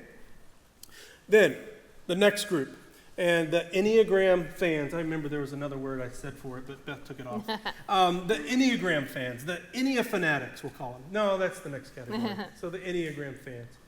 The next step for you, the book is fantastic because it provides you the content. Our course, the Becoming Us course, is us coaching you through the content. But it's difficult whenever there's one spouse who doesn't know their type, and so we recognize that's not for everyone. But for those of you who know the Enneagram and you're ready to take the next step in applying it to your marriage and integrating it to your life, there is no other course like it in the Enneagram world. I promise you, it will revolutionize your relationship and how you relate even to the rest of your family.